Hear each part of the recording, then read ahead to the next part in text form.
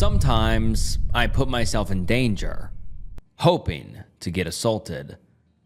I'm 19 female. When I was a kid, I would get bullied for being too hairy and skinny. My nose was big too. I think I grew into my features, but I still have low self-esteem, though I have a nice body that I see as my saving grace. I've never had any male attention in my life. Never dated anyone. Obviously a virgin. I guess I'd attribute it to my confidence because I don't think I'm ugly when I dress nice. But because of my confidence/depression, I usually dress like a bum. Doesn't help that I've also had social anxiety my whole life. I had a bit of a adult video addiction when I was younger. Not actual adult videos, but more extreme adult videos. I don't really watch anything like that anymore.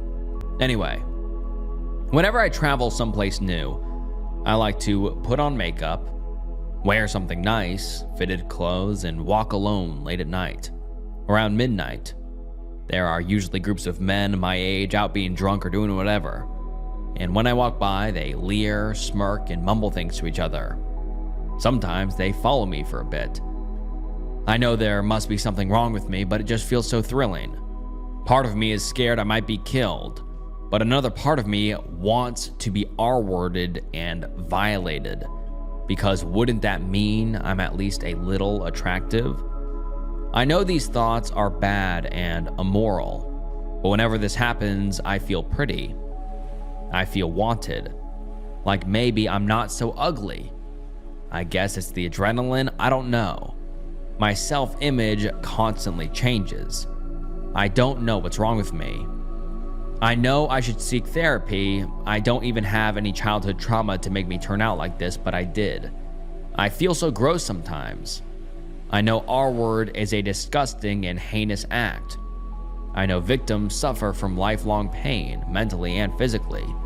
I don't mean to take away from that fact, but I can't help but want it. I just want to feel desired. And now let's get into some of the top comments. One person says, "This is like waterboarding yourself because you're dehydrated. It's not going to fix your issue and is likely going to add a few new ones." Someone else says, "You don't actually want to be assaulted. You are just starving for male validation and using a high-stakes adrenaline rush to force it to happen.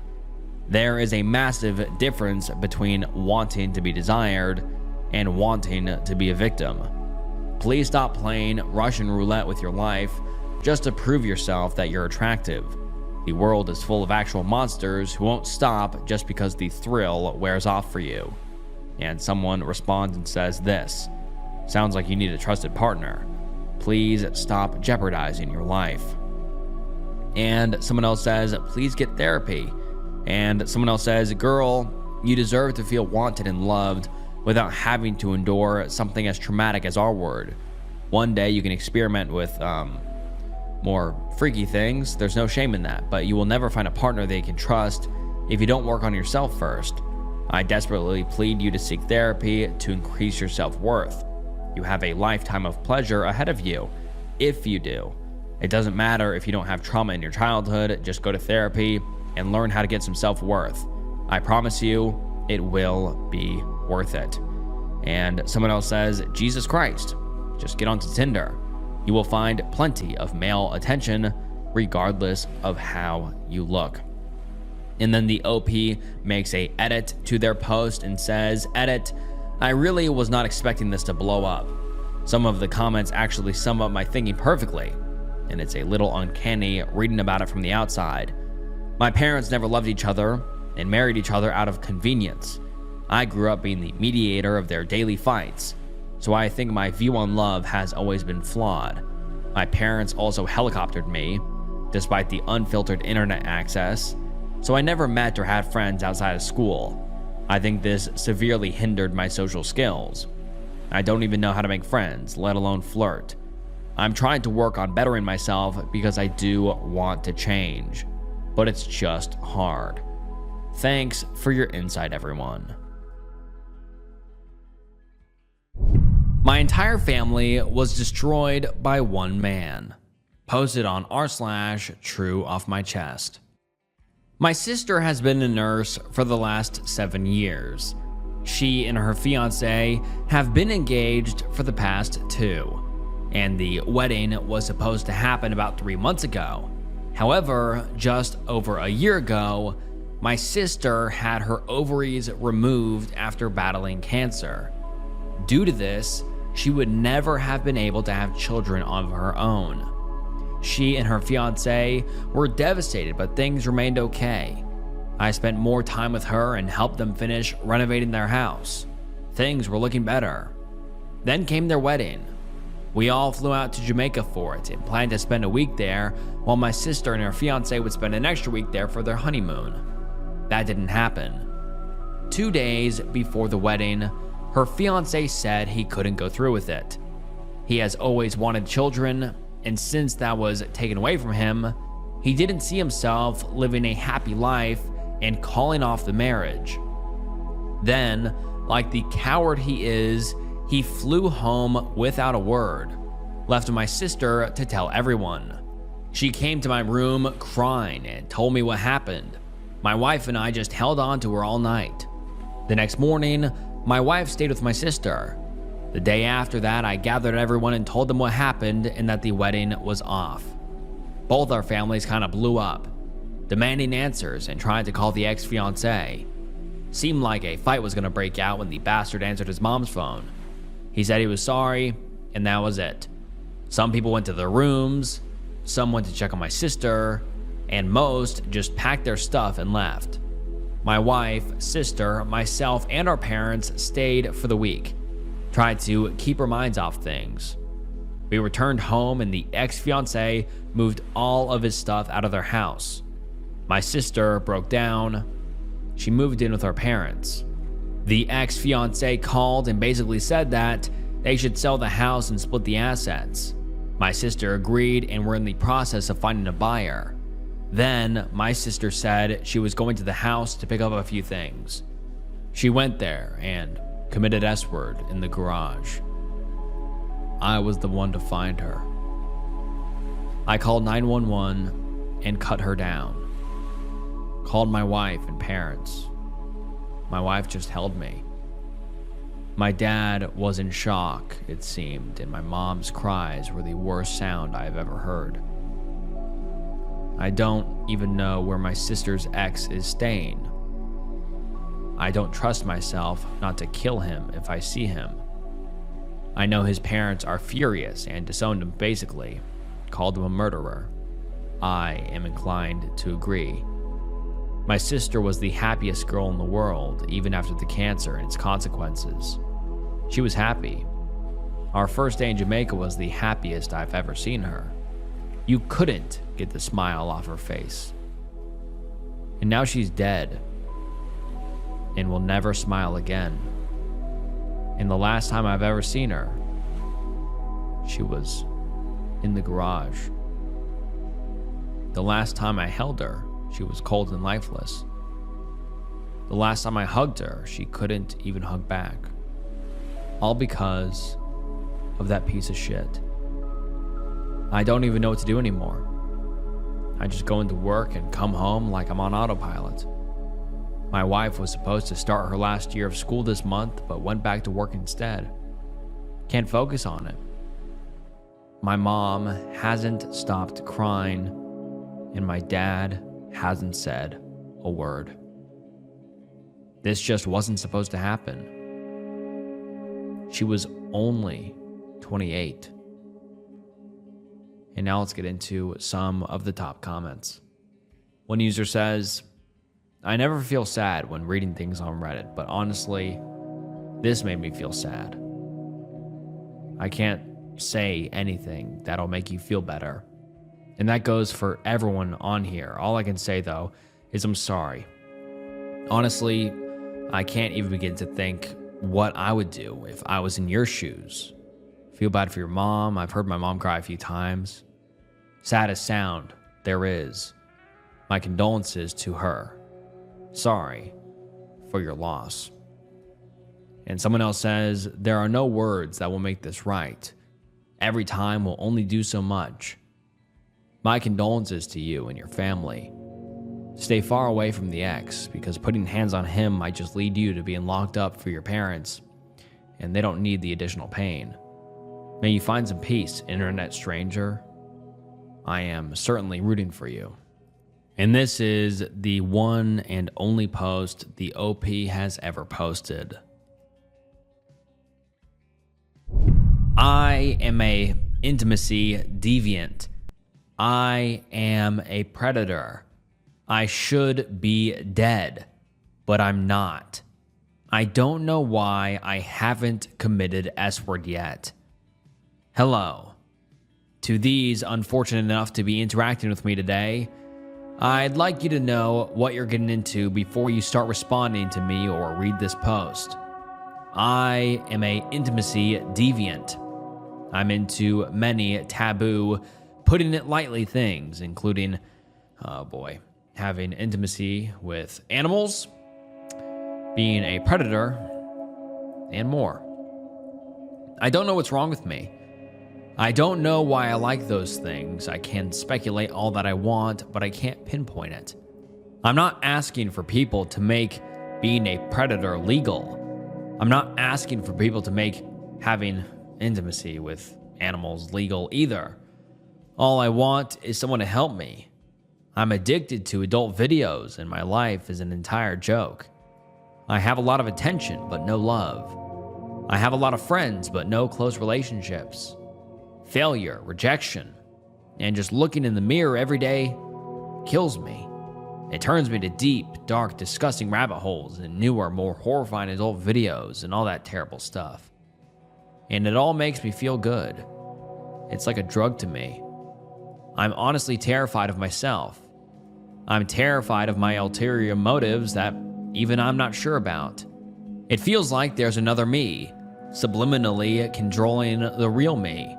I know there's a part of me that cares for people and loves people, but come on now. Predators and animal intimacy people can't truly love, now can they? I can't truly love, therefore no one can love me. I am a useless sack of meat that society is eventually going to put down in an electric chair. And you know what? F it. I will accept that fate. Almost every day on Reddit, I see posts regarding abuse and how horrible it is. I understand it. It is a terrible thing. I have nothing but condolences to victims of abuse. But I'm also conflicted. I have to resist committing an S-word because I get off to that disgusting filth. One thing I learned from therapy is that intimacy problems like this can't be cured. They can only be ignored and blocked from your mind. Thing is, it's hard when people are constantly clamoring for your death, and for good reason too. No one wants someone hurting their kids. I get that. I wouldn't want that happening if I had kids. I'll once again use the drug metaphor. It's bad and illegal, but I'm hooked. There's no justifying me. I should be dead. And yet I'm too much of a coward to commit S-word. Please, someone talk to me. I need to tell people. This can't stay bottled up. I need someone to know. And now let's get into some of the top comments. One user says, I think I might understand you to some degree. It's not that you're attracted to those things, but that you've been addicted to adult videos for so long, you've sort of escalated your interests over time until they've ended up limitless in their depravity.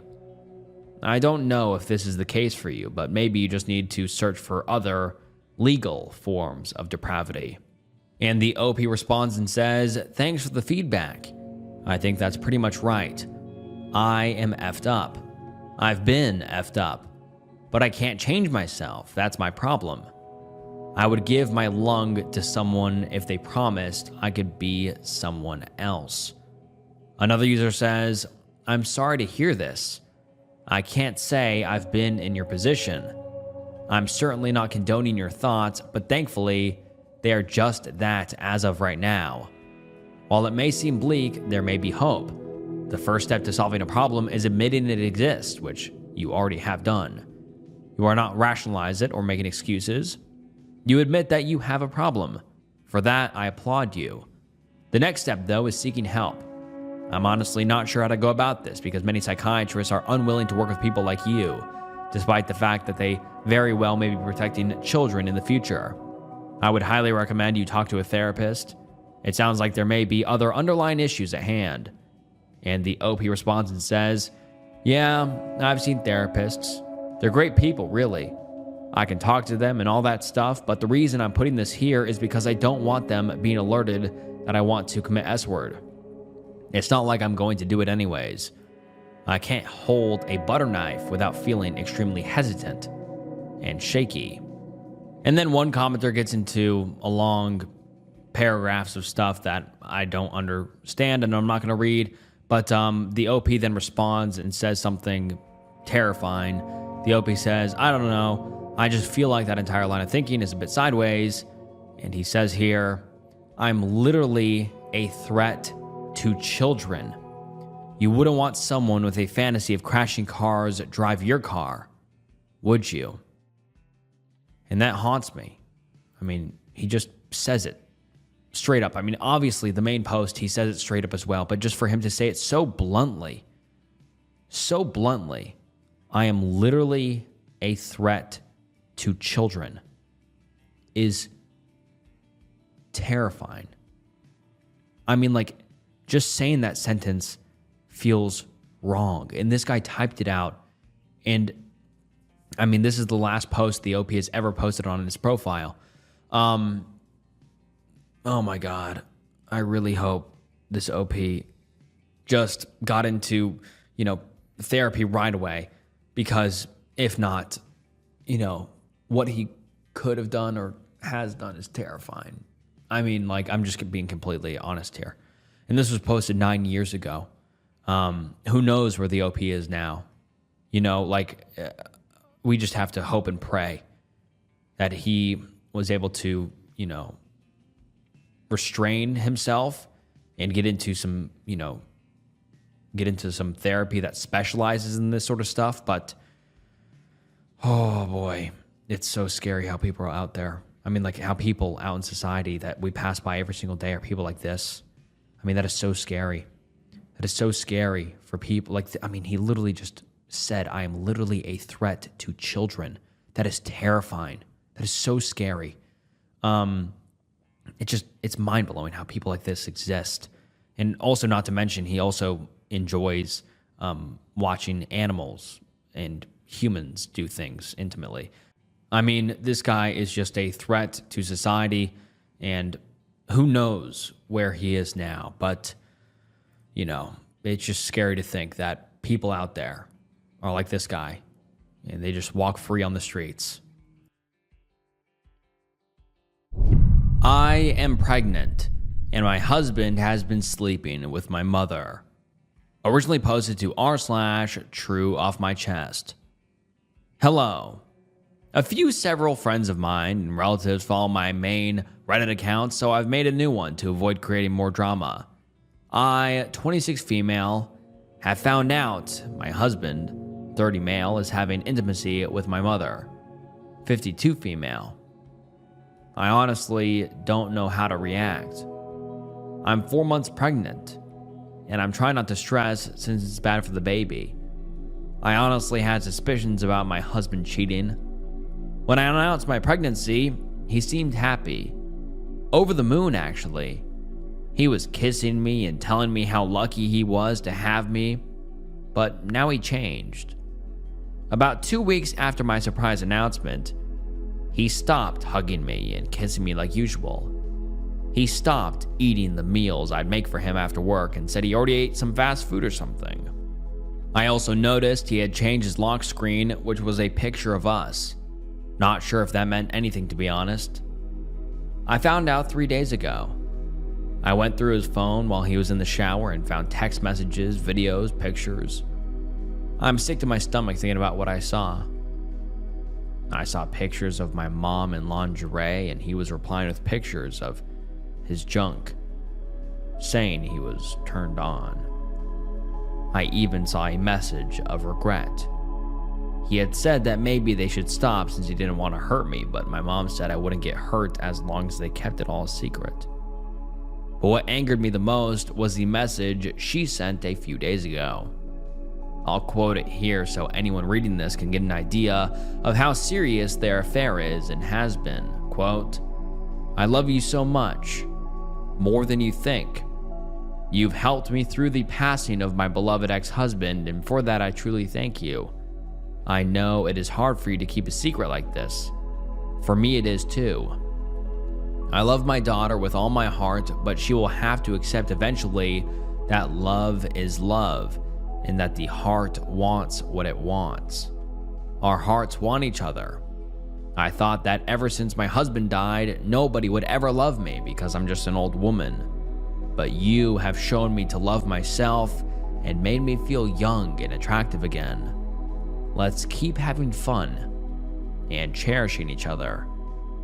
I think it's important to know my father passed away about 5 years ago from a stroke, and my mother said she refused to get back into dating or romance because my father is her forever love and only. It's absolute BS. I'm crushed, and it's the fact that I know they had intimacy after that message because that was the night he didn't come home until 1 in the morning due to work and paid overtime. I actually threw up after reading that message. I have screenshots of the messages and have sent the videos to myself. Of course, I deleted them on his phone, so it looked like he never sent me anything. I am numb. I am confused. I am hurt so bad. I can't even cry because I refuse to believe it. My husband is at work. I'm sitting on the edge of my bed writing this. Any advice, please? I'm desperate for just a little bit of anything, really. This baby in me is honestly the only thing preventing me from confrontation. I'm afraid that confronting them now will cause too much stress and anger, and I want the best for my child. At this point, all I want to do is have my baby. Christmas is soon, and I don't want to ruin it for the family. I had also planned on announcing my pregnancy that day. Please help me. Hello. Thank you all so much for the support, really. You don't understand how much it means to me to see how many strangers online wishing me well. I did not expect my post to gain this much attention. Around 2 hours ago, I confronted my husband when he came home from work. I told him I know everything. I showed him the pictures and messages. At first, he denied, but when I showed him the evidence, he started crying. Actually crying. He had the nerve to cry and get on his knees while holding and caressing my stomach. He told me that I would be a bad mother if I left him and raised my child without a father because a baby needs a dad in their life to fully grow mentally and physically. I honestly don't know what to say at that except that it's pure BS. I told him that I was contacting a lawyer in order to file for divorce. I had already packed my things before he came home. I'm currently staying at a local motel about 30 minutes away from my home. I have asked my cousin if I can stay with her for a few days and she has agreed. I'm getting everything sorted from there. My husband has been blowing up my phone with messages and apologies. He's told me that if I take him back, he won't do anything to hurt me ever again, and he will cut all ties with my mother. As for her, I've also confronted her. I messaged her once I got to my motel. I told her I was pregnant and that she will never get to see her grandchild. She has not responded yet. I have also moved all of my finances that I had with my husband in its shares bank account to my personal bank account. You don't understand how grateful and appreciative I am for the support. I apologize that I could not reply to all the personal messages I've been receiving as well. It's been hell. I'll try my best to update if my mother does end up replying to me. Again, thank you all so much. Edit number 2, I am safe. I've been receiving a lot of messages from those who are concerned for my well-being. I am safe and I'm finally at my cousin's house. Thank you all once again for the supportive messages and replies. I also would like to thank you all for the rewards. They mean so much to me. My mental health is getting better every single day. All thanks to you amazing people for offering me advice and kind words. I have chosen to cut all ties off with my mother. She messaged me just a few hours ago, and I honestly do not have the heart to reply. It's also made me rethink my situation. She said, quote, "I'm so sorry for the pain and hurt I've caused you. It was never meant to go this far. I love you so much, with every inch of my heart, but you are not the victim. How dare you hold this against me and take away my right to see my one and only grandbaby? You are cruel. If you do this, you will forever live life regretting. Please do not do this to me. I am your mother. I love you. I have broken up with my husband's name. We are no longer on speaking terms. Please push past this. A child cannot be raised without a father or grandmother. I love you. My name, which will not be shared. Please call me." I cut out some more personal things from the text. I have a lawyer, and I'm in the process of looking for an apartment. I have no intention on allowing either my former husband or mother into my child's life, but I'm also afraid that my child will grow up deprived of many child-father bonding experiences. This may be my last update, as I want to move on and away from all of this.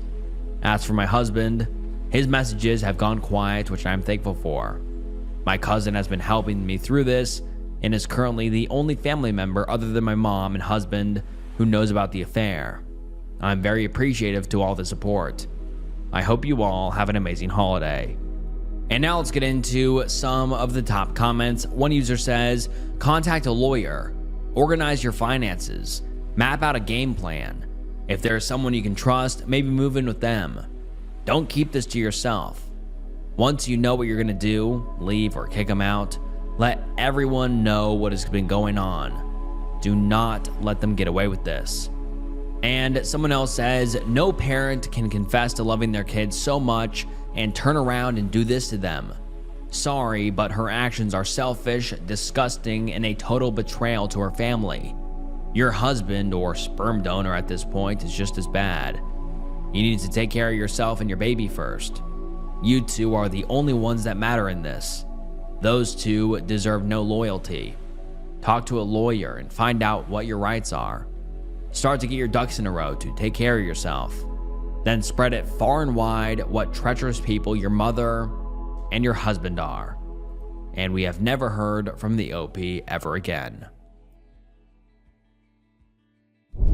I used to send kids and women videos of people dying when I was a teen. When I was a teenager, I was in a group and I was into trolling. Then they started to send me violent videos of my character being killed, and then I uploaded the scene from GTA 5 where Trevor gets burned alive. Then they sent me more inappropriate videos like that from cartoons, movies, and video games, so I send them videos of people dying. I have since left the group, but now I feel really bad because I sent videos of people dying to kids and women, and mostly disturbing and traumatizing them for life, and really, it's all my fault. I know I was young and they started it, but I should have known better about sending, and this is not a mistake. I have hurt people over this. Women and kids are mostly innocent, are more sensitive and disturbed by this type of content, and I feel horrible for them. I hope they're okay and have gotten help. As for me, I ruined my life. I'm a child and women abuser, and really I deserve the karma that will hit me because it's my fault. And now let's get into some of the top comments. One user says, "I wish I could tell you this isn't a big deal, but it is. I've been sent some terrible, evil stuff by trolls, and as a kid, some of it really traumatized me. One person sent me a horrific video, and I still think about it after all these years later. But what is important is the next step. You know it was wrong. You feel bad. Do better. Take this chance in what you are feeling to do the right thing. There have been a ton of studies done that basically prove that when in a group, social pressure and the acceptance of others can lead to people doing really bad things, so it isn't even 100% on you. You were young and in it with some terrible people. The fact that it haunts you proves you aren't bad. And someone else says, my brother used to do this kind of thing. He did it to me until I went numb and stopped crying. He thought it was funny. It made him laugh. He was abusive in other ways too, and my mom got it bad. He ended up committing an S-word. All I can say is stop doing it. Treat others kindly, especially those who trust you enough to let you get close to them. And someone else says, you might need to seek professional help. My son killed his ex-girlfriend. This is a throwaway account with different details to not expose my family, because there are articles of this out there, and I want to keep my privacy because it includes my entire family who did nothing wrong. It's been 5 years today, and I still can't believe this. I'm so ashamed of being this person's father, and having him will always be my biggest regret and mistake. 6 years ago, he got into a relationship with his classmate, who was also the daughter of one of my best friends. Her dad and I were childhood best friends. They were both 15 years old. They didn't last a while, maybe 2 months, and they broke up like kids do. The next year around this time, she went missing. We live in a small village of about 2,500 people. We all went out to look for her all week long with no success. A few kids ended up finding her body inside of a body bag on their way to school, dumped into a dumpster. She was unclothed with multiple stab wounds all over her, and she was covered in blood. They found the knife dumped with her, and my son's fingerprints were all over it. I had absolutely no idea about any of it because he came home at around 9 p.m. in clean clothes, and he even helped search for her. He confessed about all of it as soon as he was faced with the evidence, and then prosecuted him as an adult. And he got 25 years in prison. And I don't feel bad for him at all. I never visited him after that. The last time I saw him was when he was sentenced to prison at the courthouse, which happened just 2 months later, because he immediately confessed everything. Ever since then, our entire community has shunned us. My friend spit in my face in front of the entire village, and he would have killed me if people didn't intervene. And I didn't, and couldn't even blame him for it, because I have 2 daughters, and I get it completely. I publicly disowned him, and so did our entire family, but the guilt and shame was just too much. I lost all my friends, and I didn't have the heart to show my face in that village anymore. So a couple of months later, we sold our house and we moved to a completely different country and continent where we didn't know anyone. I lived in that village my entire life. All my friends and family were there. It was one of the hardest things I've ever had to do, but it was good for my family. I hate my son for what he did to that poor girl. And I hate him for destroying our family's entire life. And my hate for him for making one of my very best friends go through the worst pain a father could ever experience. Every single year on this day, I feel it all over again, like it's just happened. And I feel like absolute shit. He deserves every single minute he gets in that prison, and if it was up to me, I would never let him out. He deserves to rot in there. And let's get into the top comments. One person says, wow, that was sad to read. I'm so sorry. Did he have any remorse or showed no sympathy/emotion? And the OP said he was crying, but because of the sentence. Someone else says, there's nothing I can say except I'm sorry for what happened to the girl and everything that happened to you. I hope you can move on, and life will show its bright side again. Someone else says, in Spanish, there's a saying, Pueblo Chico, Infierno Grande. You yourself know if you did something wrong. Parenting a murderer is not one of those things, as long as you didn't incite him. And the OP said, I absolutely did not encourage him to do that. I have 2 daughters. If I knew that he even just beat her, I would have beat his ass. You don't mess with a man's little daughter, and especially not what he did. He didn't just kill her. He did many more things that I can't say on here. I am a veteran, and I can't get through a day without being on drugs or alcohol. I don't even know why I'm posting this. I've thought about trying to get an outside perspective of my situation for a while. I don't know. I'm 26, married with 2 kids, and I am a veteran with PTSD. I've been out of the military for about 3 to 4 years. I got out after my last 8-month trip to Afghanistan to try and settle down with a woman I felt like I loved. I never wanted to go through missing someone again. Maybe this was the biggest mistake I made. And it came from the shock of being torn away from everything I loved and sent to a shithole. One of my buddy's wife left him over there and started mailing him his possessions. Eventually, he committed S-word, not far from where I was working one night. I feel like my own people caused this death. I've always felt our senior NCOs turned their backs on him. When we heard gunshots that night, the first thing my boss said was, "I hope that's not who I think it is." Things just hadn't been the same since I left. I came back so messed up that the first thing I did was push away every single friend and family member I have. I guess these last few years have been disassociating because I just don't remember anything. I know that I'm in pain. I've been to more therapists than I can count. And I've taken just about every antipsychotic there is. SSRIs, all that bullshit. My drugs of choice are morphine and weed. It's the only thing that makes life feel livable. The amount of weed I smoke isn't even sustainable. I smoke all day just to forget. I've gone through so much weed in 2 weeks or less. I can't even get started on my opiate use, but I haven't started injecting yet. I've tried, but I still have trouble hitting a vein. At some point, I probably will. I've tried going without taking stuff. I just can't stand being left in my own thoughts. It's too painful to not be messed up, I guess.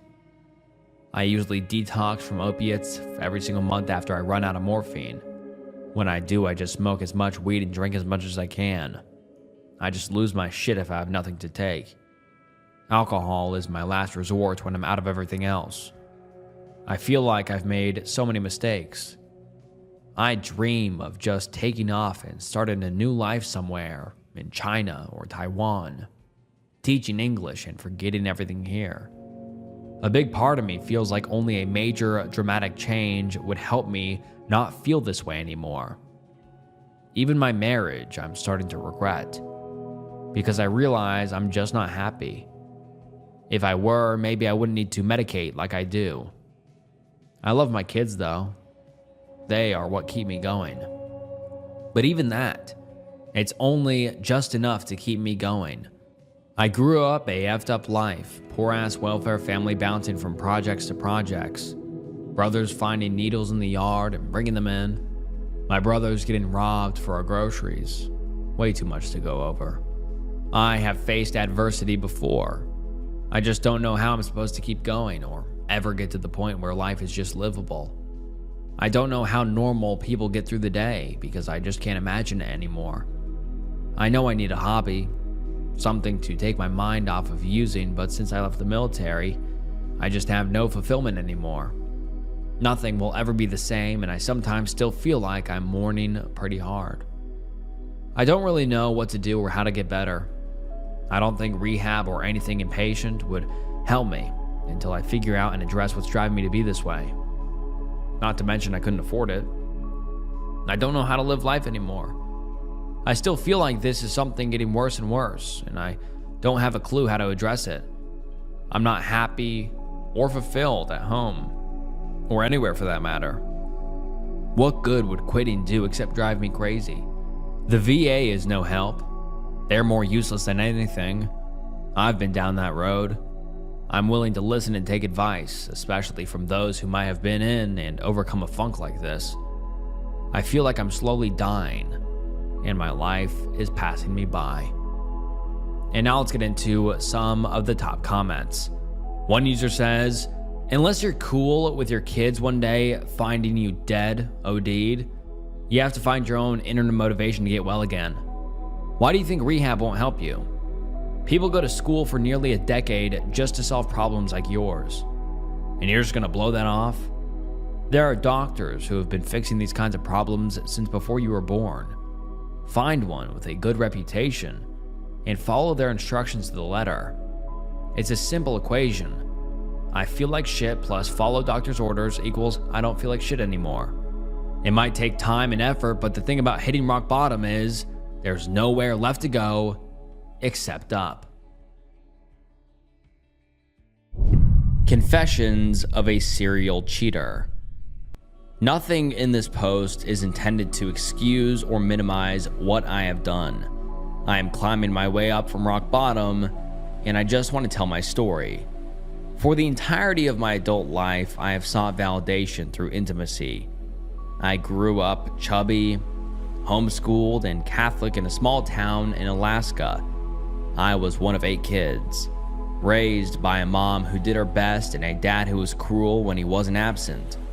My dad was a sad, angry man who was physically and mentally abusing our family. The only thing I can remember ever feeling towards him was fear.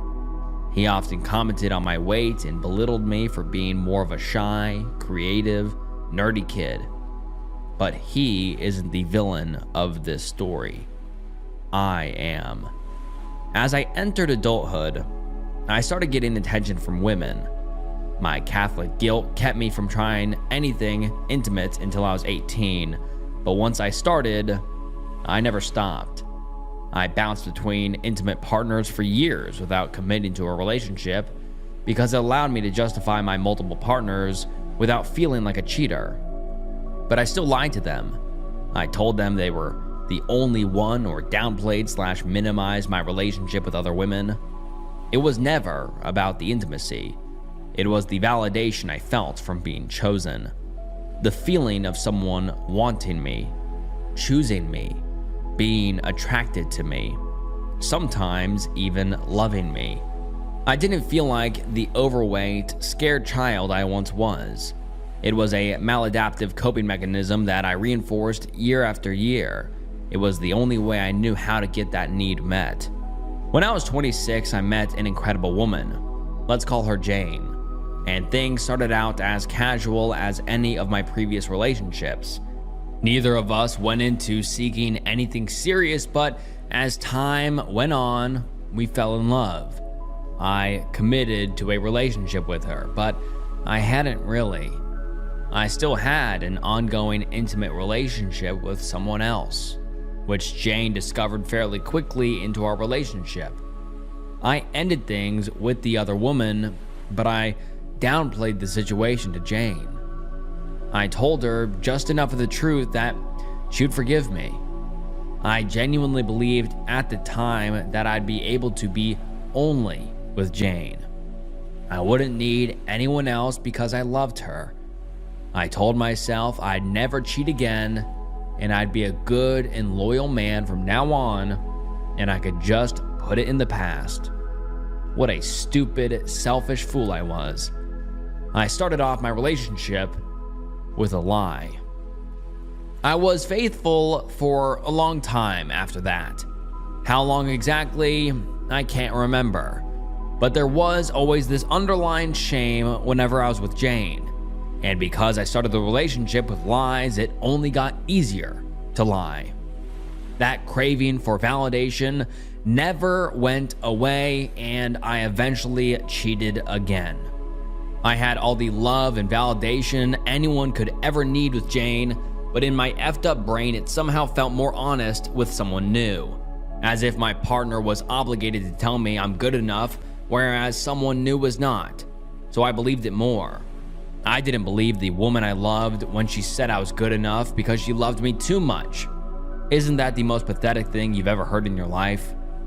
Jane caught me cheating 2 other times, but there was many more. After every time, I told myself I'd never do it again and that I was going to change. Jane even supported me. She believed in me. I tried to fix whatever was broken in my brain, but because I was never fully honest, I could never really confront whatever deep insecurity I was dragging around. I wasn't honest with Jane, my friends, my family, not even my therapist. I only ever gave a watered-down version of the truth, while internally I was just trying to will myself into being a better person without any help. I was so afraid of telling the whole truth that it just became a reflex to lie. Small lies lead to big lies, and those lies just grew so out of control that I was living multiple lives, multiple versions of myself. This pattern continued for roughly 7 years with Jane. 7 years I took from this incredible woman. 7 years where she never fully knew the man she was with. Some of my closest friends didn't even know she existed. I knew I needed help, I wanted to change, but I couldn't bring myself to tell her the truth. I dug myself too deep. So, I broke up with Jane. I lied to her again as to my reasoning for the breakup. I just needed to get away from her. I knew I was hurting her, and the constant shame I felt was overwhelming. But we were so close for so long, dependent on each other, it was hard to stay apart for long. We drifted back together after a month or so. She was comfortable, familiar, a source of love and validations, and I was a selfish monster. I knew that couldn't possibly last. How could it when I told her so many lies? But I let it continue. I knew I needed to break up, but I kept putting it off. I was a coward. I even met someone new. Let's call her Laura. I fell for Laura so hard and so fast, it was like nothing I'd ever experienced before. I felt like she was all I'd ever need. I wanted a fresh start, free of the shame of my lies and my secrets. And you know what I did to get there? I lied again. I lied to Laura and said she was the only one while I continued to put off ending things with Jane. Eventually, I got the courage and broke up with Jane, but it was too little too late. Through some sort of karmic justice, they met each other the next day. All my lies were exposed. I tried to lie my way into an honest relationship with Laura because that somehow made sense in my broken brain. Well, I got what I deserved. My world exploded. I lost Laura. I hurt Jane more than I could possibly fathom. I lost so many friends who finally saw me for what I actually am. I knew I was stuck in this unhealthy pattern for a long time, but now I actually had the full weight of my sins crushing me. I can hardly believe I let things go this far. My ability to compartmentalize and carry on doing this for years is truly scary. I couldn't lie anymore.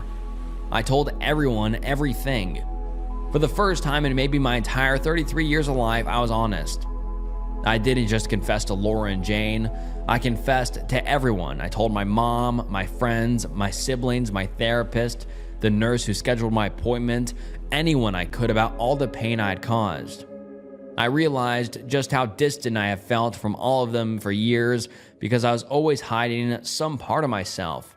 I was so tangled in a mess of lies that I became a different version of myself with all of them for so long, and it wasn't until I told the truth that I realized how much that was tearing my goddamn soul apart. To the few people who actually take the time to read this, let me just say, the truth will set you free. I lost nearly everything I loved because I was too afraid of the truth. I felt so much shame for so many years because I wasn't able to confront the broken part of myself that allowed me to hurt the people I loved until I was honest. I will forever regret the pain I have caused. I have dreamt about Laura almost every night since, and then I wake up feeling lonelier than I've ever felt. I am haunted by the pain I have caused Laura and Jane and so many other amazing people with my selfish and destructive need for validation. I've left them with scars that will last a lifetime. All I can do now is rebuild myself into a better man. I'm going forward with radical honesty, going to therapy, finally asking for help, and using every resource I can to fix myself. I won't stop until I become someone worthy of love that I've been shown by people I never deserved. And now let's get into some of the top comments. One user says, please don't date anyone for a couple of years. I hope you continue to see a therapist, but healing takes time and you're just going to hurt someone if you get into another relationship. I was cheated on by an ex and the trauma from that lasted more than 2 decades. And the OP responds and says, I don't plan on it. Just like my brain didn't get broken overnight, it won't get fixed overnight. I don't want to subject another person to my bullshit until I am a safe person to love. I SA'd my professor when I was in college, and I feel absolutely horrible. It's been 11 years since this incident. I was 20 and in college. I was a bit of a, promiscuous person. I slept with a ton of dudes. I went out of my way to try and look as attractive as possible. I constantly wore revealing outfits. I used to pick out men who I wanted to sleep with and went out of my way to try and seduce them, basically. For me, it was kind of a power trip. I had one professor who I was very attracted to. Fit, handsome guy, looked kind of like Salah, the soccer player. I wanted to sleep with him really badly, so I would talk to him and flirt with him after class a lot. We got friendly, and I thought he was ready, so to speak, to take it to the next level. So I got extra flirty one day. He looked kind of shy, but he was friendly enough in responding. And then I noticed he was turned on, clear as day, in his pants.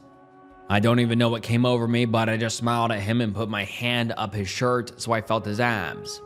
Then reached down into his groin area. I tugged at it, and he sort of yelled and said, please, please stop. The whole encounter lasted maybe 6 to 7 seconds. I guess he was paralyzed by what I did that he didn't respond right away.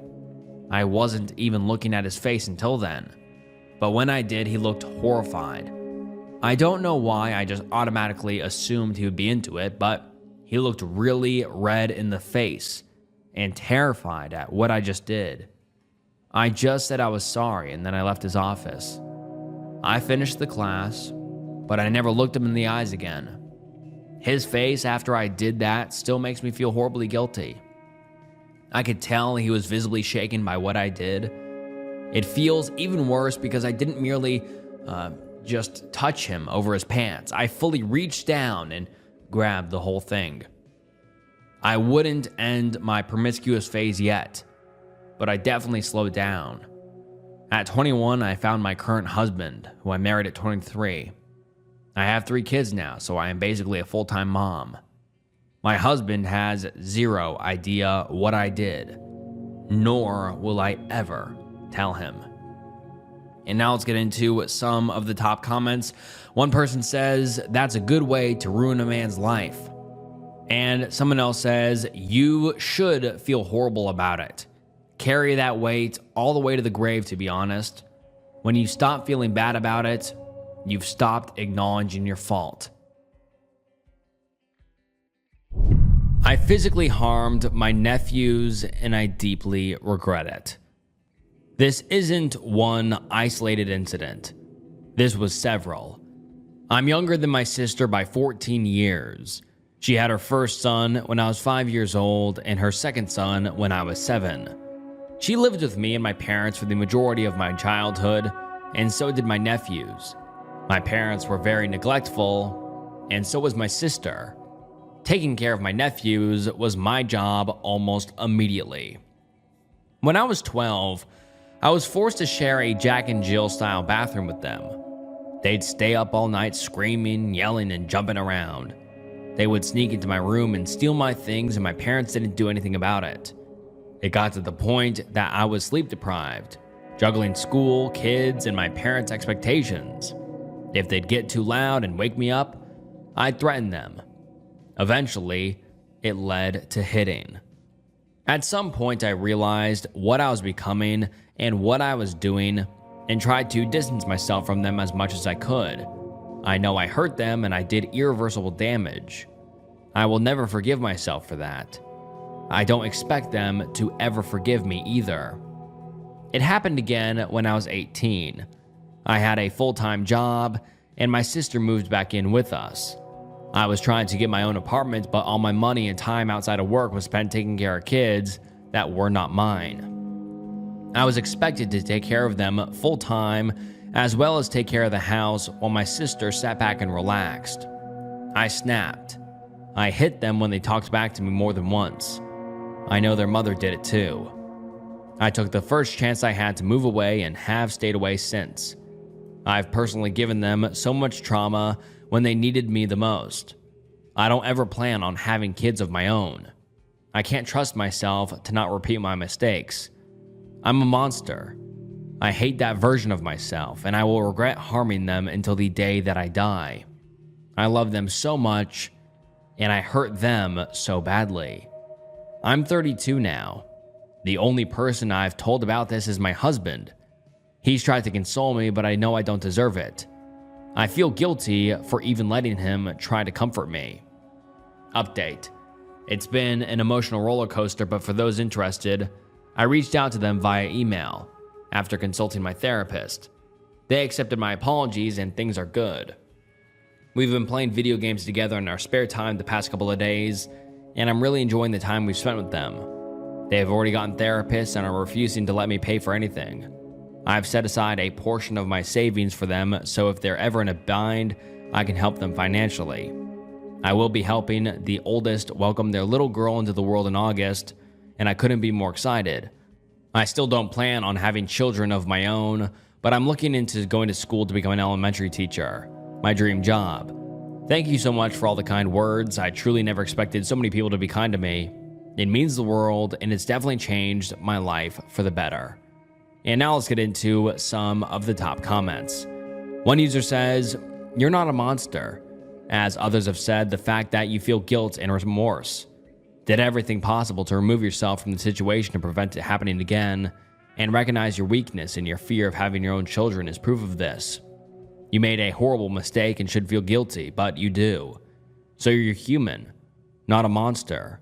My ex-wife is a monster. She killed our daughter.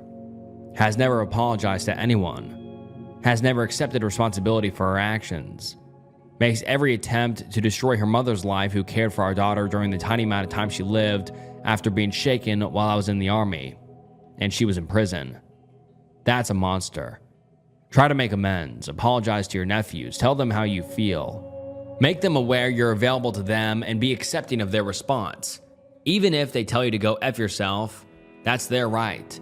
It will be a healing experience for you and them regardless, and maybe, just maybe, they will be understanding, and you can start to rebuild a relationship with them. I'm so sorry you've been through this, and I hope so much that something positive can be salvaged by it. And someone else says, children should not be raised by children. That's how stuff like this happens. Apologize to them and forgive yourself. You were a child. They were not supposed to be your responsibility. And another user has a more differing opinion. They say, well, you're an abusive POS. Do yourself a favor and turn yourself in. You are a danger to children and should not be around them. There is no excuse for your actions, even though your post is full of excuses. You never actually take responsibility. My nephew was shaken by his father 3 times before signs started to show. Maybe I'm a little biased, but people like you deserve nothing. Edit. Everyone defending OP is equally as bad and enabling. Even the one saying UOP was a kid at the time. What about the incident when OP was 18? OP will do this to any kid who talks back for the rest of their life. And the OP responds and says, I'm sorry. My post wasn't meant to be filled with excuses because I have none. I know what I did was wrong and I was old enough to know better at the time. I tried to seek legal action a few years ago and my therapist at the time wouldn't listen. I don't plan on having kids. I know I can't be trusted. I don't babysit for anyone else either. I made a lot of mistakes, and there's nothing I can do to reverse the damage I did. I'm trying to make up for it in any way I can. 27 female, just discovered my boyfriend, 29 male of 5 years, has been hiding a disgusting secret. I'm going to put a disclaimer on this before I dive in. This is a throwaway account. This is going to be long. I have literally no friends and almost no family in my life that I can share this with, which is why I'm sharing it here. I would really love advice, but I also need a place to simply vent and be heard. This post will have very dark subject matter that I did not feel comfortable mentioning explicitly in the title. For some background, me and my boyfriend have been living together for the past 5 years. It was great. He seemed like a genuine, charismatic, and caring guy, and I thought I'd met my soulmate for life. We got along amazingly well. We had built a strong trust with each other. We are very open about almost everything, and anytime that we had a fight, we were able to talk it out and work through it. I'm a bit of a social recluse and struggle to get close to people. So after years with this person, he had basically become my entire world. Up until yesterday, when this whole thing blew up in my face. Warning signs that I completely failed to take heed of. Number 1, we had a brief hiccup within the first couple of years into the relationship when he didn't seem as intimately interested in me, despite having what I was vaguely aware of at the time, an adult video addiction. I knew he was jerking it often, at least daily, but I was lucky if he was in the mood more than once a month. This almost ended the relationship, not because I thought he was cheating, though I did have suspicions, but because I realized he had such an intense adult video addiction that it might permanently harbor his interest in real intimacy. He has been single for quite a while before we got together, which I assumed played a big part, and he made it seem like his intimacy drive hadn't been an issue before that point. He had attempted S-word after his last relationship, which ended terribly, so I could understand why he was single for so long. We eventually worked through it. He assured me the issue had nothing to do with me and that he would work to improve it. And I empathized with his previous situations and tried to be patient with him. Number 2, he was always really touchy with his phone. This always made me very suspicious of infidelity, as anyone would be. But nothing else in the relationship further raised that suspicion. And after becoming aware of his adult video addiction, I thought he might just be embarrassed of me seeing his raunchy Reddit account or something. Even though I'd explained to him many times before that watching adult videos in reasonable doses doesn't bother me. I did, only once, sneak onto his Facebook Messenger just to make sure, because I had a gut feeling that he was hiding something. His Facebook was normal, except a few messages he sent to girls when we first started dating to tell them he was now in a relationship and couldn't associate with them anymore. And he made sure to make lots of flattering comments about me. I knew how easy it was to delete messages, but I trusted him enough at that point, and I didn't go snooping again. Number 3, he had mentioned previously that his Instagram account got hacked, to explain why it was full of adult videos. I had never gotten onto his Instagram to see it myself. He had just nonchalantly mentioned it, though I don't remember why it was brought up, and I didn't really feel the need to question it at the time. I knew there were adult video bots all over places like Tinder and Tumblr, so it didn't seem that crazy of an idea that his Instagram got hacked and spammed with adult videos. And even if he did have an account dedicated to adult videos, I wasn't that worried about it. I was willing to let him work through his addiction on his own and not interfere with his privacy. Well, fast forward to 2 nights ago. I was having a really bad night and called him to talk to him while he was driving home. I was using our iPad and decided I wanted to pull up Instagram. I usually only use it when I'm on my phone, so I had to reinstall it. When I opened the app, I just started scrolling mindlessly until I realized I was looking at weird adult videos, or as close to adult videos as Instagram will allow, of girls who looked around mid-teenage years in bikinis. I just said, "Whoa, what is this?" and told him what I was looking at. He said, "Oh, that must be my hacked account," and continued with something about how gross it was and to just ignore it and log out. I laughed it off at first because it looked like the same crap that bots and constantly spam my inbox on my Tumblr account. But then I saw what looked to be a much younger girl in a bikini. I mentioned it to him because I was really grossed out at the point. And right as I was about to log out, he got weird. He told me to log off immediately, and the tone of his voice had changed and taken on a worried/desperate edge. It caught me off guard, and I realized something was wrong. I was still on the logout screen when I noticed the username. It was a name I had never seen before, and he uses the same name for everything. So I knew it was a throwaway account and realized he was lying. I had always thought it was his main account that had gotten hacked, and that's why he hadn't outright deleted it. But there's no reason a throwaway account, especially one as gross as that, shouldn't have been immediately wiped the second it was hacked. I was still on the phone with him, so I lied and said I had logged out and continued browsing through his account to try and find proof that he had curated the account himself. He was following thousands of raunchy accounts. The front page had a bunch of teen girls, and I saw a hashtag that said something about pre-teens. I went into the messages to see if I could find anything personal that would be linked to him directly. There weren't many message boards left that hadn't already been deleted, but I noticed the tone of the remaining messages he had sent did not seem like him at all. There was a message where he said, "You're a little too young for me to be talking to you." The girl in the picture looked no older than a preteen. It was the last thing I found that sealed it.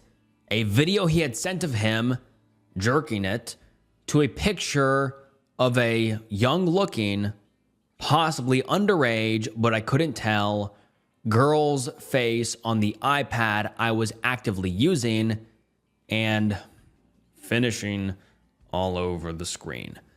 I'm assuming the girl in the picture was the girl he'd been chatting with and sent the video to.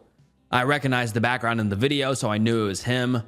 I stayed on the phone with him for a little while longer and tried to pretend I wasn't completely mortified because I was unsure how I wanted to confront him about the situation.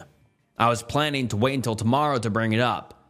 But then he kept trying to say, "I love you" over the phone, and I realized I could not say it back or even think about sharing the same bed with him overnight. When I finally told him that I knew the account was his, he didn't bother trying to deny it. He was calm for the most part and said that he knew this day would come eventually and that I had every right to hate him and that he knew he was a terrible person. When he got home, he tried to further explain that he wasn't fully a predator. And though he had an attraction to younger girls, usually 17-year-olds who look older than they are, he had no interest in expanding in past pure fantasy and that the attraction was not there in real life situations. He explained that his adult video account got out of hand, that he wasn't intentionally seeking out girls that are young, and that everything had snowballed from his initial interest in looking at adult videos. He said he had already tried to delete the account, and when he couldn't figure it out, he just uninstalled the app and hadn't touched it since the last messages he sent last year. I didn't believe he was telling me the full scale of the truth, but he said he had nothing to lose at that point, so he didn't have any reason to lie any further. I told him it was normal to occasionally have a regretful, intimate thought, like, I don't know, some sort of weird fantasy, but to have an entire Instagram account dedicated to young people in bikinis was a huge problem, and that he needed to seek professional help ASAP. He kept saying he was just going to commit S-word at that point, now that his secret was revealed. But I told him if everything he had told me at that point was genuine, then it wasn't too late for him to get help. He said he was open to it, and I told him I wasn't going to kick him out onto the street. I have no kids in my life that I have to worry about him being around, and that I had absolutely no attraction for him from then on out, and that our relationship was over and could not be mended after lying to me and wasting 5 years of my life over what he apparently knew was, quote, eventually going to happen. He understood. He apologized and thanked me for treating him like a person. I had no intention of getting authorities involved because I found nothing illegal. As disgusting as his Instagram account is, it's sadly not even intimate enough content to be worth reporting, because Instagram moderators apparently don't know what model accounts are actually used for. And before we get into the next update, I'm sorry to butt in, but before we move on, a quick word from our sponsor. When I first started this channel, I thought the hardest part would be finding stories people actually wanted to hear. But honestly, it turned into way more than that. Editing, thumbnails, uploads, branding, every day felt like there was another problem I had to solve before I could even focus on making videos. And when you're trying to grow something online, all those little tasks start stacking up fast. That's why having the right tools matter. And for millions of businesses and creators around the world, that tool is Shopify. Whether you're starting a brand from scratch or already selling products online, Shopify gives you everything you need in one place. You can build a professional-looking store using ready-to-use templates that actually match your style, and manage everything from products to payments without bouncing between 5 different websites. One thing I think is cool is how Shopify helps you grow beyond just setting up a store. They've got built-in tools for email campaigns, social media marketing, and even AI features that help with product descriptions and page design. So instead of spending hours trying to figure everything out yourself, you can focus more on actually building your brand. And if you ever get stuck, Shopify has 24/7 customer support and resources to help you out along the way. That's probably one of the biggest reasons so many businesses use them. It simplifies the process so you're not overwhelmed trying to manage everything alone. Start your business today with the industry best business partner, Shopify. And start hearing. Sign up for your $1 per month trial today at shopify.com/snook. Go to shopify.com/snook. That's shopify.com/snook. And now let's get back into the video. Fast forward to yesterday. I woke up that morning really bothered by an obvious gut feeling that there was much more to the iceberg that had been uncovered the previous night. I had been in a bit of a shock when I was on his Instagram and hadn't thoroughly absorbed everything aside from the messages in the video he had sent. I had already signed out of the account on the iPad when I thought I was going to wait to confront him, so I no longer had access to it, but I did remember the username. So I searched it up and was able to access the accounts he was following. I looked much more thoroughly this time, and there were a lot of young girls, more than I originally realized. Younger than preteen, even younger than that. I'd say most of the accounts were girls who looked preteen, and a disturbing amount that looked even younger. I realized this isn't just a weird fantasy, it's straight up being a predator. I decided to look further through his app history on his iPad and see if any other social media apps would still be logged in. Nope.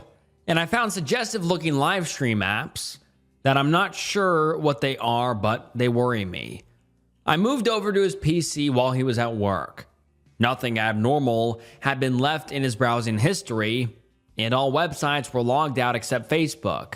I did take another look at Messenger, but nothing indicated he was talking to or manipulating minors. I finally just pulled up his file explorer and typed in girl in the search and found a hidden folder he failed to completely delete. One of the videos was titled, and I can't say the exact age, but almost single digits girl. I'm not going to describe it further than it being straight up illegal content involving minors. I checked the download data, and it was July of this year. I took a picture of the date of the video and texted it to him, telling him he was a liar and that this was illegal. I did contemplate calling the cops at this point, and would have without a second thought if it were anyone else. After 5 years of knowing someone, I wanted to believe he wasn't a complete monster, at least in other aspects not involving this atrocity. However, I am aware that he is far enough into this to be a danger to young minors. I told him if he didn't want me to get the police involved, that he would need to seek up therapy immediately. I'm giving him a couple of weeks to find one, but I expect him to get an appointment for next weekend. He is not allowed to be anywhere near a minor. And when he got home, he needed to log into everything so I can witness him deleting it all. He said he understood and would do it. When he got home and sat down at his computer, I kind of berated him a bit. When he pulled up his Instagram account, I told him to look through all the extremely young minors he was following and looking at intimately. I asked him why he would intentionally follow girls that young on an account and why he would think intimately about them. He seemed disgusted with himself, but I still had doubts it wasn't an act. I had him log into any website I had suspicion he was abusing and demanded he pull up anything else I wasn't aware of. I learned he had a TikTok that was following over 6,000 accounts. I had no idea he even had a TikTok. I started to interrogate him a bit more, trying to catch any other lies he might have been feeding me. I started asking about his childhood. He had told me earlier in our relationship that he was constantly beat as a young person and possibly SA'd by his stepfather. And he admitted he had violated his younger sister. He had been a teenager and his sister was newly a double digits minor. He claims he never R-worded her and that it wasn't malicious. He had instigated it, but it wasn't forced. When his parents caught them, he had attempted S-word and was sent to juvie. I asked him if he ever apologized to his sister, and he said he did the last time he went to visit his family when he was 21. I asked him how long he had been searching for illegal content involving minors, and he claims it had only started recently and had been an effect of a smaller problem snowballing over the course of several years. I still have a lot of doubt in anything he says. At this point, there is no trust in this situation, and I know that predators deserve little to no sympathy. But I just can't bring myself to immediately expose him and ruin his entire life before giving him a chance to get help. I'd like to think there is a good person in there, somewhere, who is genuinely disgusted with himself and begging for help. I know I'm having that thought because this person is all I've known the last 5 years, not because he manipulated me or kept me from having friends. And I'd like to think every moment wasn't completely faked. Even with that being said, I am completely disgusted with this and angry that I've been thrown into a situation where I feel any remorse or sympathy for someone who thinks intimately of minors. Any advice or opinion is appreciated and will be taken into consideration.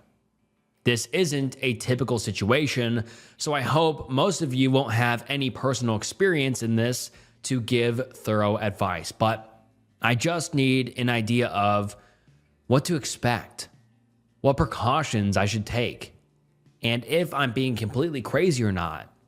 And now let's get into some of the top comments. Someone says, all you've done is help a predator cover his tracks and learn to be more secretive about what he's doing. You should have called the police. The remorseful facade he showed you was so you wouldn't turn him in. He has no plans to seek therapy because if he wants to continue doing this all he has to do is dump you, and he can do it in peace because you facilitated and watched him delete all the proof. All you've done is helped him get away with it. Another user says, if you are protecting a predator, then you are a predator. So think about that for a minute and stop arguing with people in the comments. You are disgusting. Another user says, I would call the cops.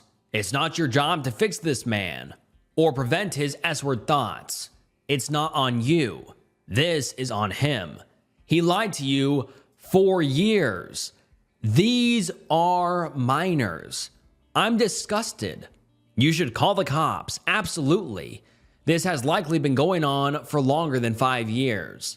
He needs more help than you can give him or force him to get. I'm sick from reading this. And then someone else says, call the cops, or you can get in trouble for helping him hide this. And another user says, let me be clear. He is the absolute scum of the earth. He deserves none of your sympathy. Predators do not change. They can only suppress. They do not deserve to breathe the air that this world provides. It sounds to me like you are fully aware of how terrible of a human he is, but you were just scared to admit that you didn't see these signs up until this point. No one is going to blame you unless you don't report him. By not reporting him, you are only choosing to save yourself embarrassment. Predators and R-wordists are the men around us we do not realize every day. Somewhere, there is a little girl like me when I was younger who will thank you if you chose to do the right thing. If he's capable of those things, he's capable of much worse. Stay safe, please. And finally, another user says, why are you risking him hurting other minors? You found illegal content involving minors on his computer. Report him, or you are complicit in it. He is a monster. He is not a good person. And then the OP makes an edit to the original post and says, I'm understandably getting a lot of hateful comments. And all I ask is that you keep your criticism mindful. I hope you can all realize that the world isn't black and white. I've always felt that people aren't complete monsters simply for doing bad things, especially if they are remorseful and willing to improve themselves. I'm sorry if you don't see the world the same way. And I'm sorry if this post is triggering to you. I've had traumatic experiences in the past with older men, and I am absolutely disgusted by the thought of predators existing. So this experience has been extremely mentally grueling for me, and I am very likely still in shock and denial and not making the best decisions. I do plan to seek therapy as soon as possible. And then the OP makes another edit to the post, edit number 2, which says, I'm really shocked, though I shouldn't be, with the level of apathy from these comments. I realize none of you have been in my situation, nor will fully understand. So I'm sure it's easy for you to demonize me to make yourselves feel better. But if anything, I am a victim here. I was thrown into this situation against my will, and now I have to make decisions that are going to be bad one way or another, no matter what I do. Making the decision to have the life of someone you've known and loved for 5 years completely ruined for something you could have never fathomed them doing is not easy. And I've only known the full scale of the issue for barely 24 hours. And reporting things to the police is not always successful. Look at all the stories out there, or people trying to report predators and being ignored or shamed for it.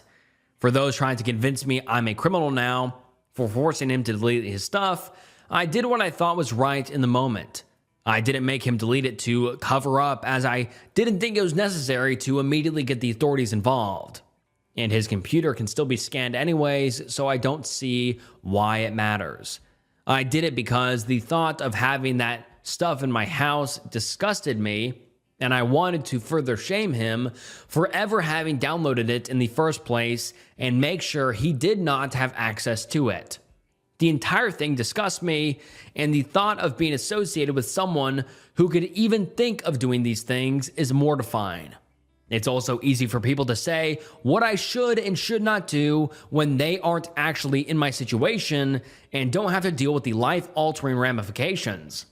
So please think before you comment and at least give me helpful information if you are going to give criticism. And I can't help but agree with the comments here. The OP does 100% needs to report their boyfriend to the authorities. The OP's boyfriend is a predator, no doubt about it. He is following thousands of accounts of minors and messaging some, and also has illegal content involving minors on his computer. And who knows what other stuff he is hiding, because he is 100% hiding more. I mean, I really do feel like this is the tip of the iceberg the OP has stumbled across. But luckily, the OP a day later posts an update and says, as of yesterday, I have contacted the authorities and made an official report, which I am super glad about, that the OP kind of realized that the comments are right and that they do need to report this man to the authorities. But all right, let's get into the OP's update. The day before yesterday, I came to terms with the fact that regardless of what I may personally think, my ex crossed a line and needs to face repercussions that are beyond my authority to give. I also realized that even though I do truly believe that he is wanting to get help and do what he needs to be a better person, I could not live with the guilt if he ever relapsed and repeated his actions, or worse. He needs to be constantly monitored and registered as an SO. And this cannot be done without me reporting it and cooperating with the authorities. When the authorities came the same day, I gave all the information I knew, and he willingly gave up all of his electronic devices to be further investigated. The police said they would be able to scan his computer for any deleted files and would most likely be able to recover deleted accounts.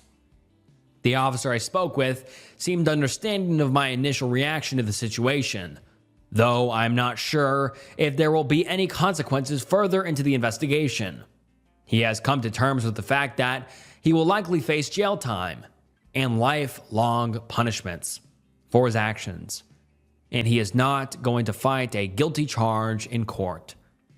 I'm not quite sure what is all going to happen or how quickly, and I do not plan to make any further update posts. I will soon be deleting the current post, but if anyone who is in a similar situation or is simply curious would like an update on the court process or have any genuine questions, I will keep this account active in the meantime, so you are free to DM me. Anyone DMing me hate will be blocked. I wanted to give an update on the situation so that any concern sparked from the original post can be put to rest. But even more importantly, anyone who has been or may ever be in this situation may not feel so alone in the process. I struggled to find helpful information or firsthand stories from people who have been through what I'm going through. And it made it really difficult for me to process the situation realistically. I also felt extremely alone. I really appreciate the people who reached out to me, and even the people who gave genuine criticism and concern. There was a lot of hate and overall apathy in the comments. And it's really sad that there is so much toxicity on a subreddit that's meant to be helpful and supportive instead of judgmental. I guess my expectations were a little too high. I greatly advise anyone else thinking of seeking genuine advice or support on the website look anywhere else, especially if you are a sensitive person, as am I. Many of the people on here are insecure and incapable of looking at your situation with unclouded eyes, and will give you bad or even harmful advice. I know it's obvious to not take anything too seriously on here, but not taking other people's words to heart can be very difficult. So be careful out there. And now let's get into some of the top comments. Someone says, "Hi, I work in a field that investigates and assists in enforcement of illegal content involving minors and can shed a bit of light as to the severity of the situation the OP is actually in. The deletion of evidence, through shock or not, is the equivalent of hiding a murder weapon. For context, the importance of metadata, sequencing, and file matching is extremely important, not just to the prosecution of the single offender, the boyfriend in this instance, however, to the larger issue of tracking down minors that are being exploited and gathering information on who's actually performing these heinous acts of crime. These files, when deleted and then subsequently recovered, can be changed from the original, making it harder to track and trace where it came from. It can and has broken investigations before. Intention, well-natured or not, is of prime importance in these investigations. What this means for the OP is she will be subject to investigation as well, essentially under aiding and abetting, even if she eventually reported him. Whilst I'm sure she will be assistive in this with police, if there has been any previous attempts to cover for this behavior, that can lead to charges laid independently outside of the main investigation. For anyone reading this, minor exploitation is sadly so a multi-billion-dollar industry which destroys the lives of millions of minors each year. The people who view this material are criminals just as much as the scum who supply the content. Every single report helps, every shred of evidence helps, and the more awareness people have of these operations in plain sight, the better. For anyone faced in the similar situation, remove your emotion and call the authorities without touching or tampering with a single thing. Give the authorities the best chance possible to find these rings and prosecute them to the fullest extent of the law imaginable. Another user says, "You literally covered up a horrific crime. Yes, people are going to shame you. I'm sure when you did it, you were panicking and thinking, what is the right thing to do? The right thing was to report, which you did later. But the other right thing was not to aid him by deleting the files. Sometimes we make bad decisions. It's okay if we get told off for those decisions. It's okay to have made a bad decision. You realized later that you did, and then went out of your way to correct it. That part is not shameful. No need to rip on people who are pointing out the bad decision you made. They aren't toxic and are well within the gates of normal for feeling that way. I'm proud of you for going the distance and doing the right thing. It must have been really hard and awful. You are saving future victims." And then another user says, "Good on you for reporting him. He needs to go to jail for his actions." And I completely agree. I hope the OP's boyfriend goes to jail for a long, long time. And unfortunately, we do not have an update to what happened to the OP or their boyfriend. We don't know whether the boyfriend was sentenced or how that entire court hearing process went, or did he go to jail, or how long did he go to jail for, or what happened to the OP. We don't know because the OP never provided an update, but man, what a horrific Reddit thread. But yeah, leave your guys' thoughts down below. For months, I was confused why I kept finding long hairs in my house. Then I saw my neighbor coming out of my house. I'm a man in my mid-20s that lives alone on the very top floor of an apartment block. I've had short hair for the last 10 years of my life. The longest hair on my head is maybe an inch long, if that even. However, across my house, I kept finding long hairs on the floor, like long brunette hairs, at least 5 to 6 inches long, sometimes longer. And they would be everywhere: bathroom floor, in the shower, in my cupboard, in my kitchen, on old clothes, living room floor, and sofas, etc., etc. I've been single since November and clean often enough that I'm certain that it's not my ex-girlfriend's hair. Plus, the color doesn't match anyways. She has solid black hair. These are more like a light brunette. Plus, I'm finding them in the places like the shower, where running water is hitting all of the sides 5+ times a week. Anyway, I waved it off as, well, I work with a lot of people and use the gym and bus sometimes, so naturally hairs are going to stick to my clothes. Well, one day, this past April, I finished my early AM gym session and got the call that I didn't have to go to work that day. So naturally, I start to walk home all happy that I have the day to myself. I'm on the 5th floor, the uppermost floor of the building, and the apartment is in such a way that there's only one apartment per floor. I start to hustle up the stairs and don't use the elevator since I'm sweaty from the gym anyway. Just as I whip around to go up the last set of stairs from the 4th floor to the 5th floor, I see my neighbor's on the 3rd floor daughter coming down the stairs. We lock eye contact. We've never spoken before, mostly because we've never had a reason to, but also because out of respect, I didn't want to make her uncomfortable since she's 19 to 21-ish and I'm slightly older. The most interaction we've had is that I've spoken to her mother and father before when bumping into each other on the stairs. I gave a confused hello. At this point, I'm thinking that she maybe went to knock on my door to ask for something. A cup of sugar, maybe? I don't know. I was expecting her to reply with something like, oh, hi, do you have any XYZ? Nope. She gave a silent, hey, and brushed right past me. And only then, when the smell of my own shampoo hit me, did I notice her hair was wet. Like fresh out of the shower a minute ago wet. Now, I'm not saying she showered in my house or that I have a stalker that's been living in my house while I've been at work. She very easily could have just been there to ask for something, and maybe generic brand shampoos all smell the same. But don't the pieces all fit a bit too well? Her hair color matches the hairs I'd find around my apartment. And like I said before, they were everywhere. In my bed, into my sock drawers.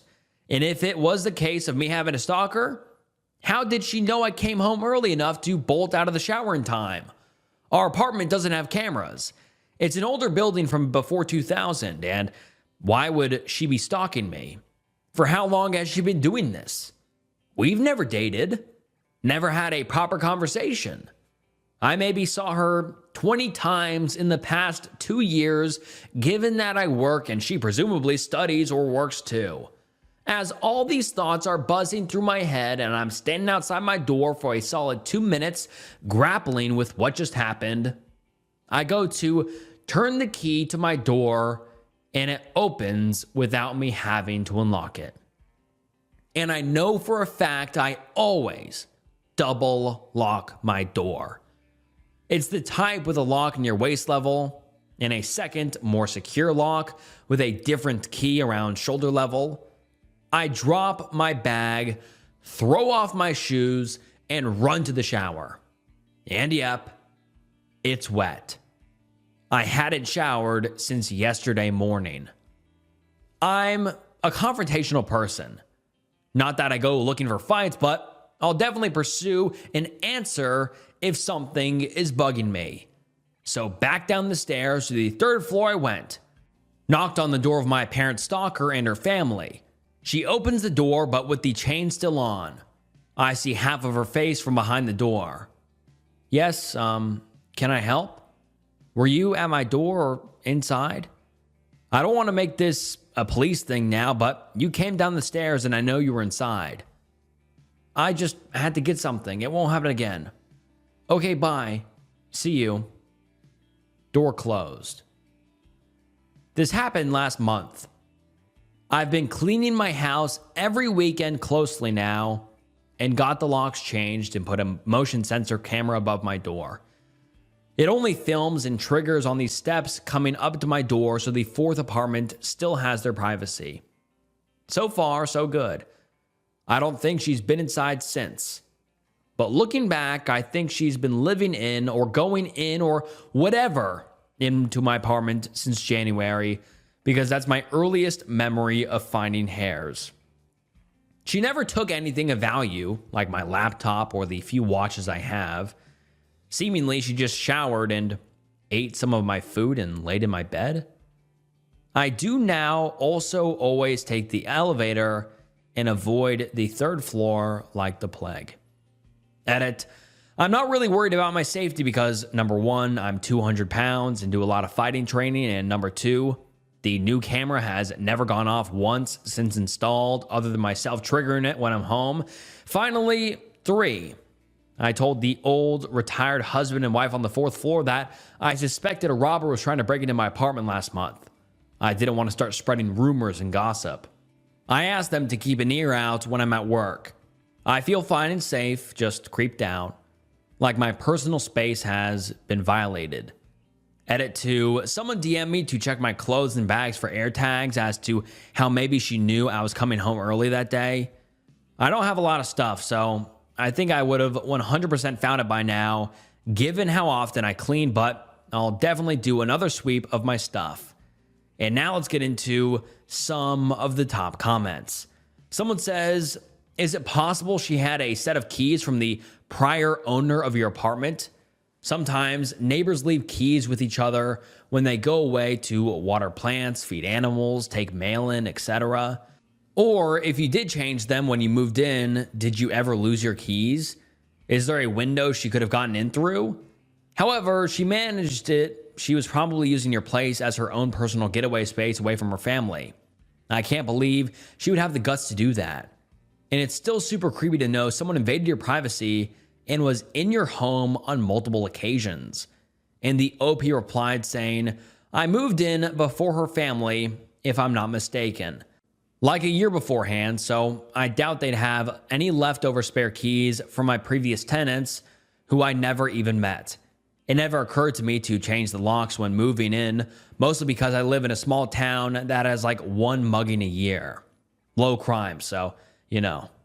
Window is impossible. I'm on the 5th floor, and all my windows look out to the building, so unless she's Spider-Man, it's not happening.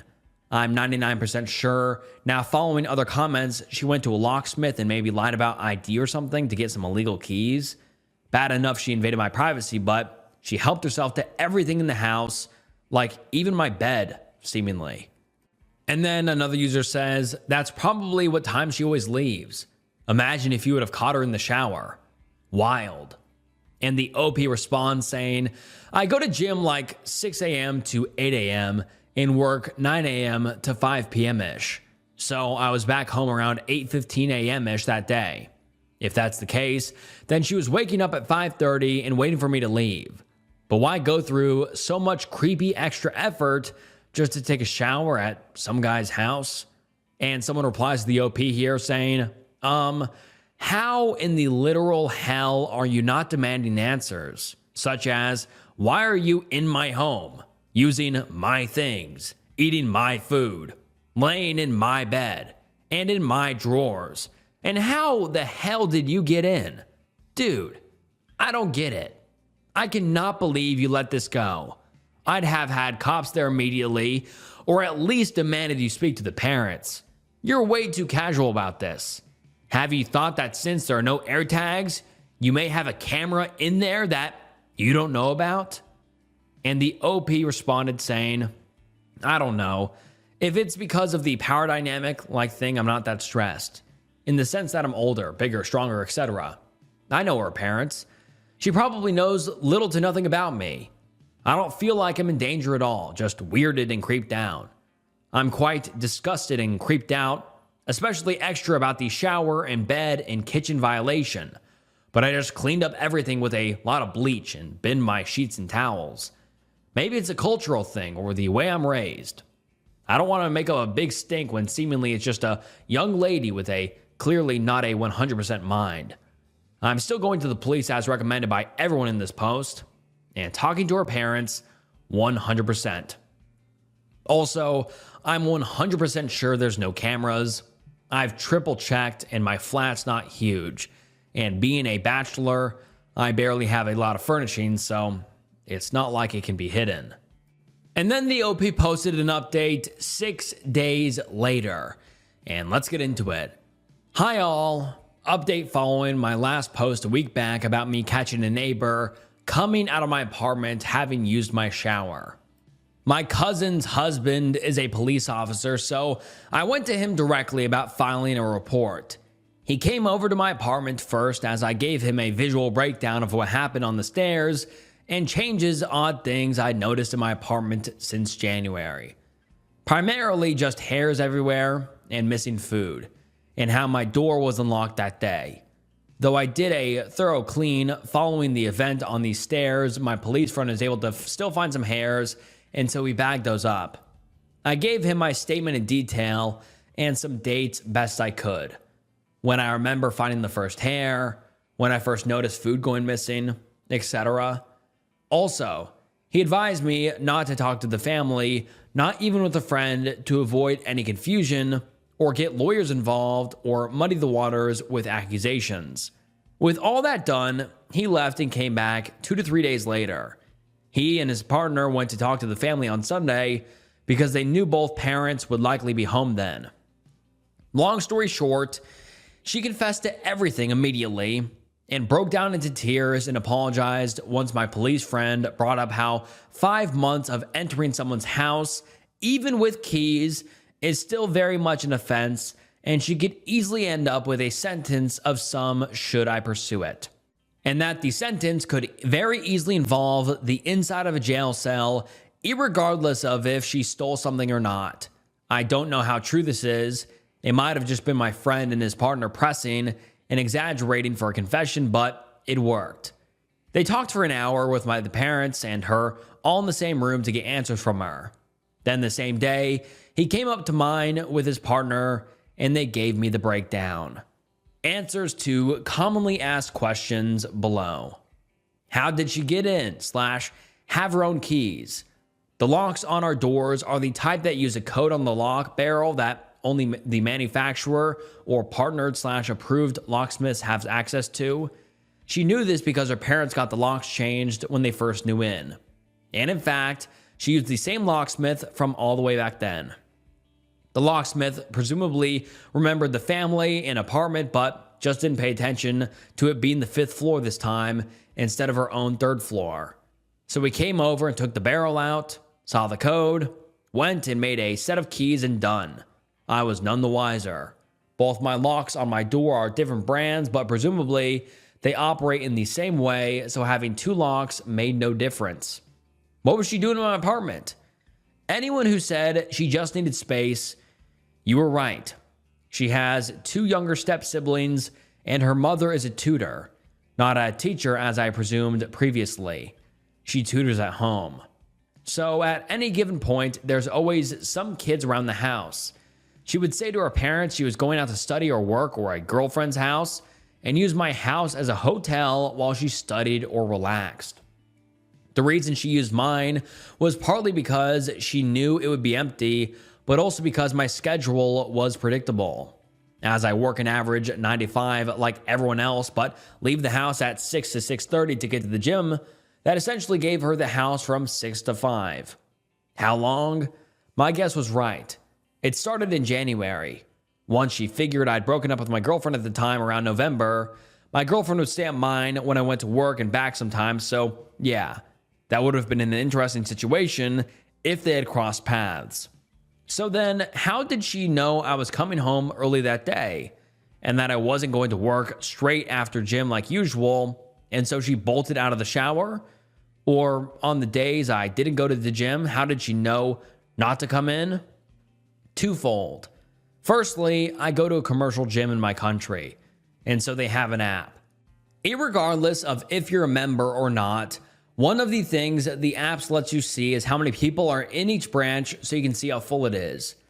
All you have to do is download it and scan the QR code at the entrance by the turnstiles to add it to My Gyms tab. It literally shows you like branch number 21 address, 9 out of 50, 18% full. She would refresh the app in the morning, and if it went up by 1 around 6 to 6:30 and she heard me go downstairs or use the elevator, not hard when it's 6 a.m. and the apartment is otherwise silent, then she would know the house is empty.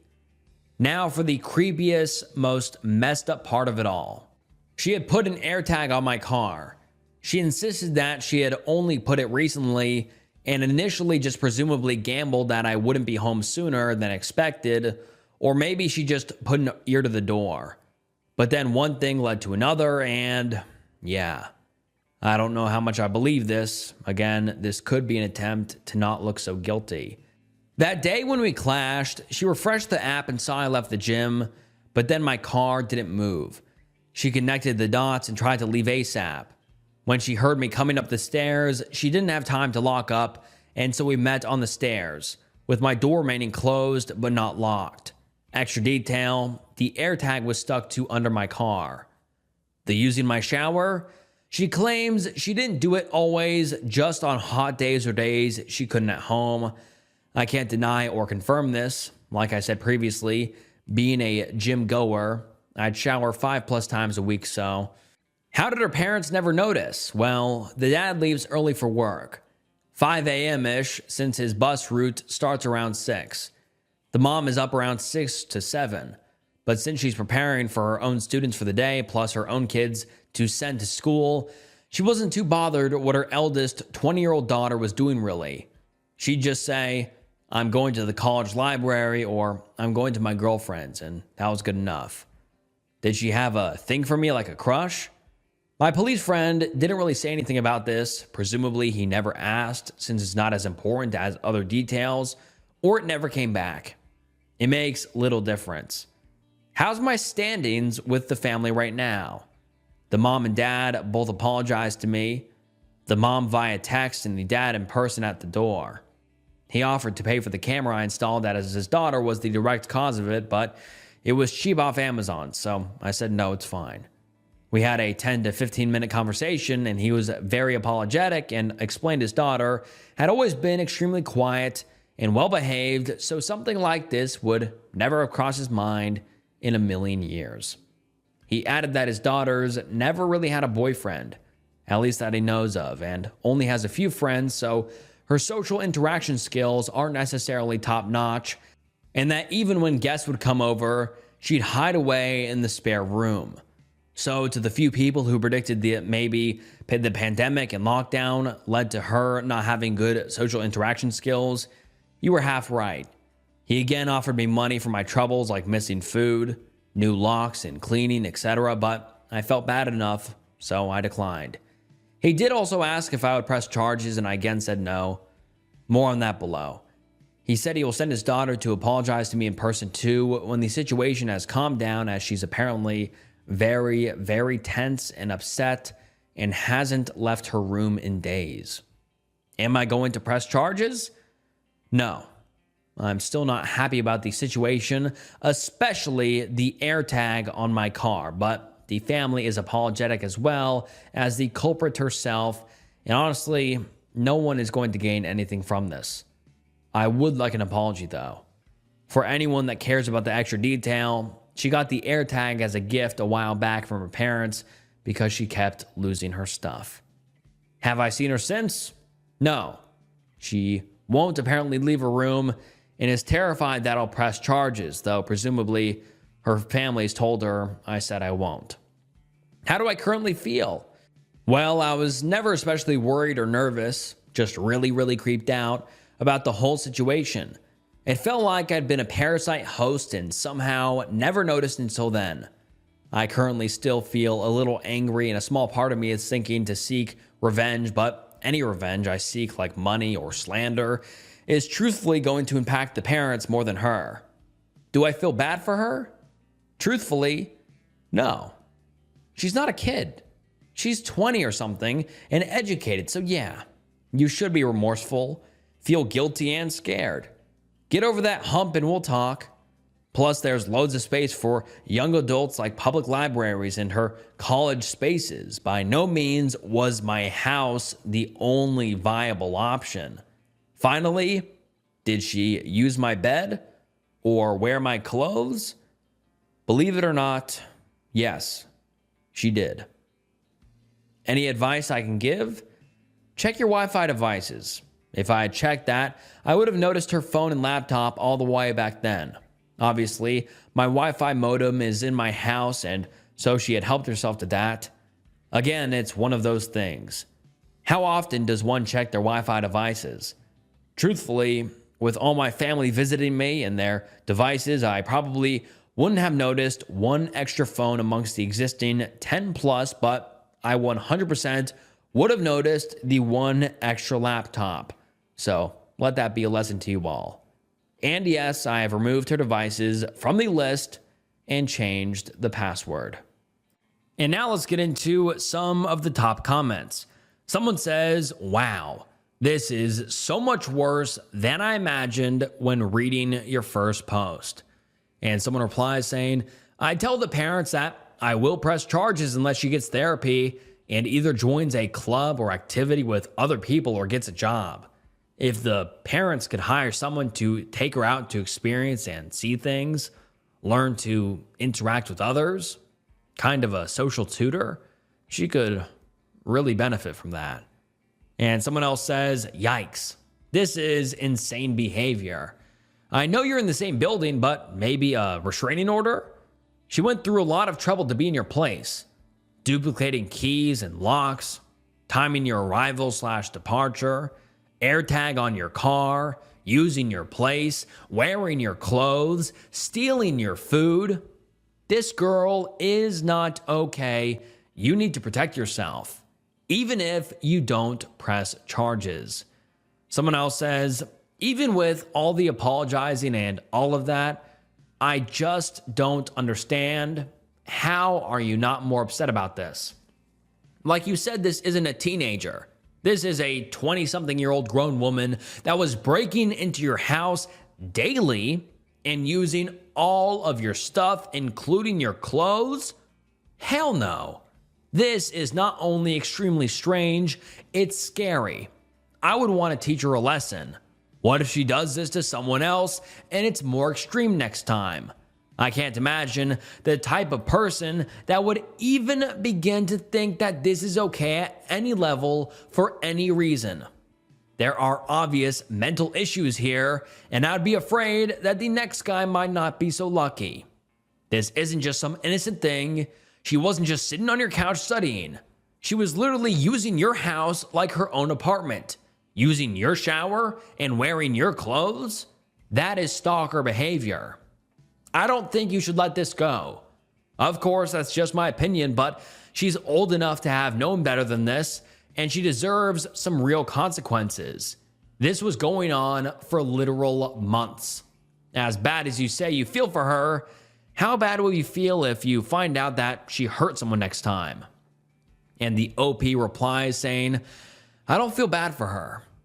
I feel bad for her family. I don't think she's a threat to anyone at this point.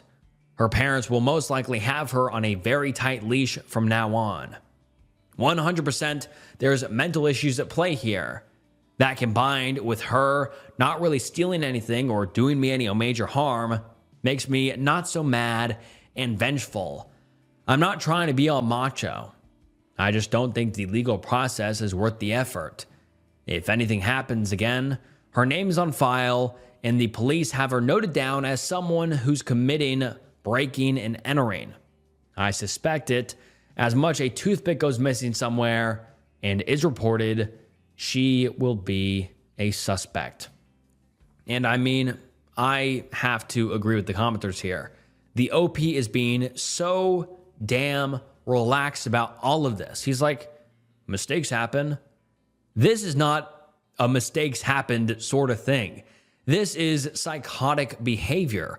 This woman was breaking into this guy's apartment daily, using his clothes, laying in his bed, taking a shower in his shower, tracking him everywhere he went. This woman is psycho, and she would 100% do this to someone else. I mean, she didn't really learn any sort of lesson. I mean, like, she didn't get any sort of repercussions. I just think this is just a genuinely insane like scenario, and the OP is like so relaxed about this. I mean, if someone was breaking into my apartment, sleeping in my bed, wearing my clothes, and taking a shower in my shower, and I found out they were also living in my building, I would be freaked the fuck out, like anybody would. I mean, I'm sure you guys would as well. But yeah, this was just a wild thread, and I'm curious to hear what you guys think. Would you be as chill as the OP, or would you report her to the police and possibly press charges or try to get her arrested? I'm really curious to hear what you guys have to say. Woman finds hidden cameras pointing at the bed in her home. I'm posting from a new account because he knows my other one. I, female 21, have been dating my boyfriend, M 27, for 2 years. We met while I was working at a hospital, and he was a resident at the time, finishing up. I do want to preface this by saying he didn't know my age when we first met. I'm ahead in school, so when we met, he assumed my age because I was a senior at the time. I know sometimes people don't like the age gap. Anyways, we moved in together a year after dating and have been that way since. He offered after constantly hearing me complain of dorms being loud, and I was very grateful. Last night, he was working a night shift, so I was deep cleaning the place and packing some things since we're moving for his work soon. So it's not like I was snooping. While cleaning up, I found a couple of weird things. I always knew there was security cameras in the house in places like the living room and kitchen for safety, but I found some in places in the bedroom.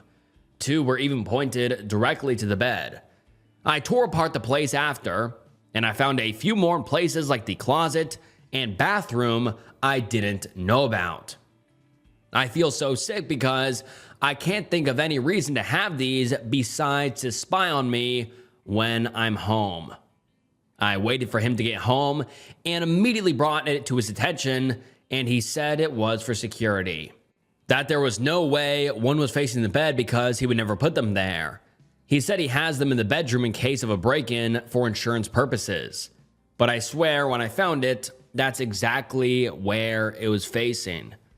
I don't know what to do. I feel so uncomfortable, but I guess his excuse makes sense. Has anyone else had a similar situation, and what did you do? And before we get into the top comments, the OP makes a quick update to the post saying this couldn't have possibly taken a worse turn. When I got back home, he was dozed off on the couch and his Apple Watch was on the counter. I decided to go through it to try and find something, and there's a group chat with him and a bunch of our male coworkers at the hospital. I ended up grabbing his phone to be able to read it better. A bunch of the guys from the hospital are in this group chat. They all post things about their girlfriends, wives, hookups, including pictures and videos. I saw a video of us in there, and I'm so sick. I'm mad. These are men I work with and who would potentially be over me after medical school. They've been my mentors during the whole process, and they've seen that. I don't even know where to go from here. He woke up while I was reading the messages before I could get everything read. He lost it and broke the door to the bathroom I was sitting in. I've never seen him act like that. He realized I was terrified and completely changed to comforting and loving and apologizing.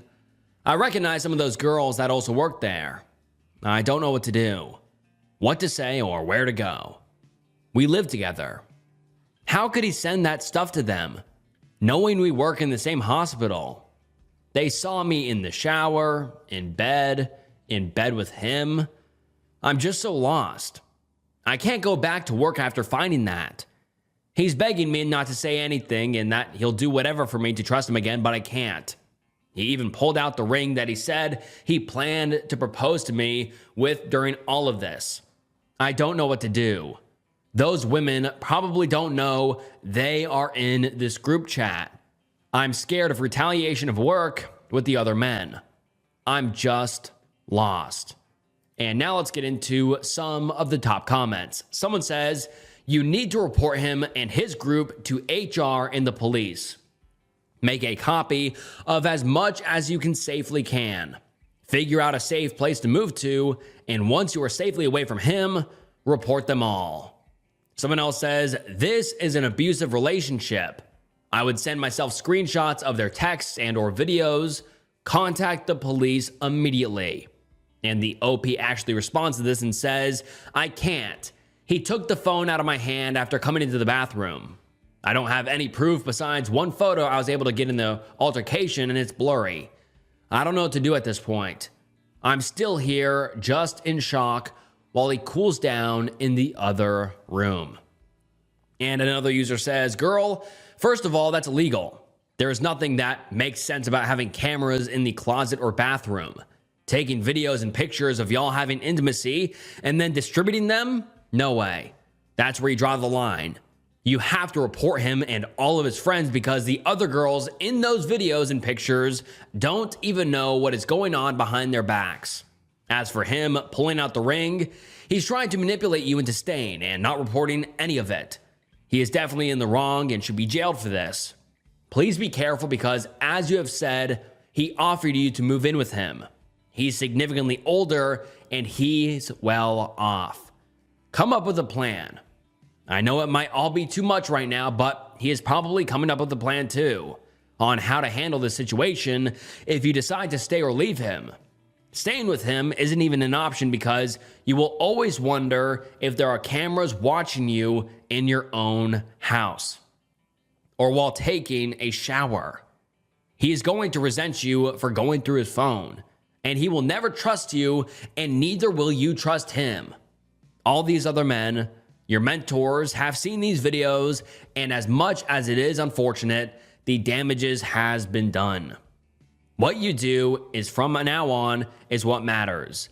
They broke the law, and SA'd you and other women. There is nothing to take into consideration here.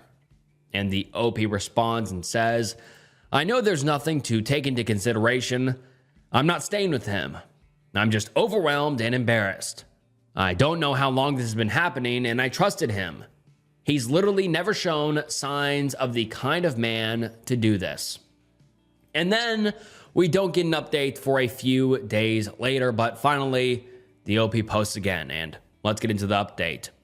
The OP says, so the past few days have been really hard. I'm officially moved out of the house we shared and got my own studio. I contacted a lawyer, and they advised me not to go to AHR yet at the hospital since they would try to cover it up to save face. He said it would be really messy for myself and would definitely put an image of myself out there and make me a target, and that I need to think long and hard. He said there are grounds for a lawsuit, and even if they deleted the material, it wouldn't matter because it could be found in an investigation.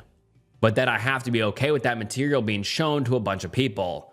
And I have to be okay with losing some friends and respect from others. I'm not really sure where to go from here because I wasn't expecting him to say that. I contacted the two women who I recognized, and they are staying with their husband and boyfriend. They are not reporting. I've gotten multiple things left at my door telling me not to report, and it's not worth what will come from it from who I assume is the women. I'm just at a loss. I don't know what to do. My boyfriend keeps trying to contact me. He constantly has things delivered to my new place, and I don't even know how he knows where that is. It's nothing bad, flowers, food, and other things.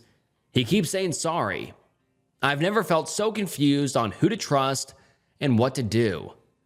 I know I'm just babbling to a bunch of strangers, but I haven't told anyone else. My parents would probably go to jail for murder if they found out what he did.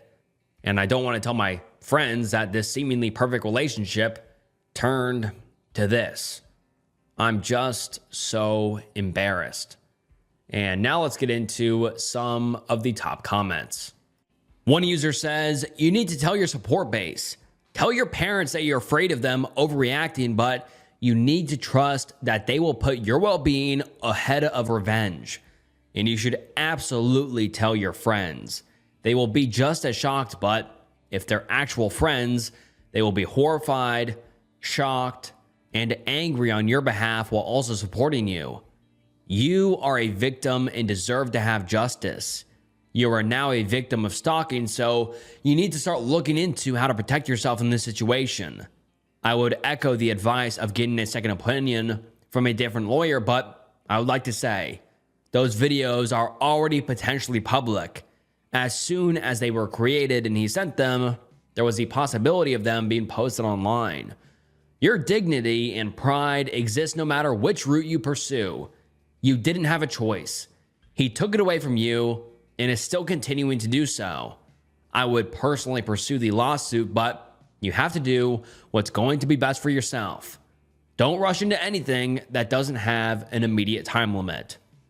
And someone responds saying, please, OP, this. There are a lot of bad people who benefits from trying to browbeat you down here. Your terrible ex, his coworkers, and more. If you don't let your friends and family in, they will overwhelm you. You deserve justice. Please find a lawyer versed in S harassment to help you.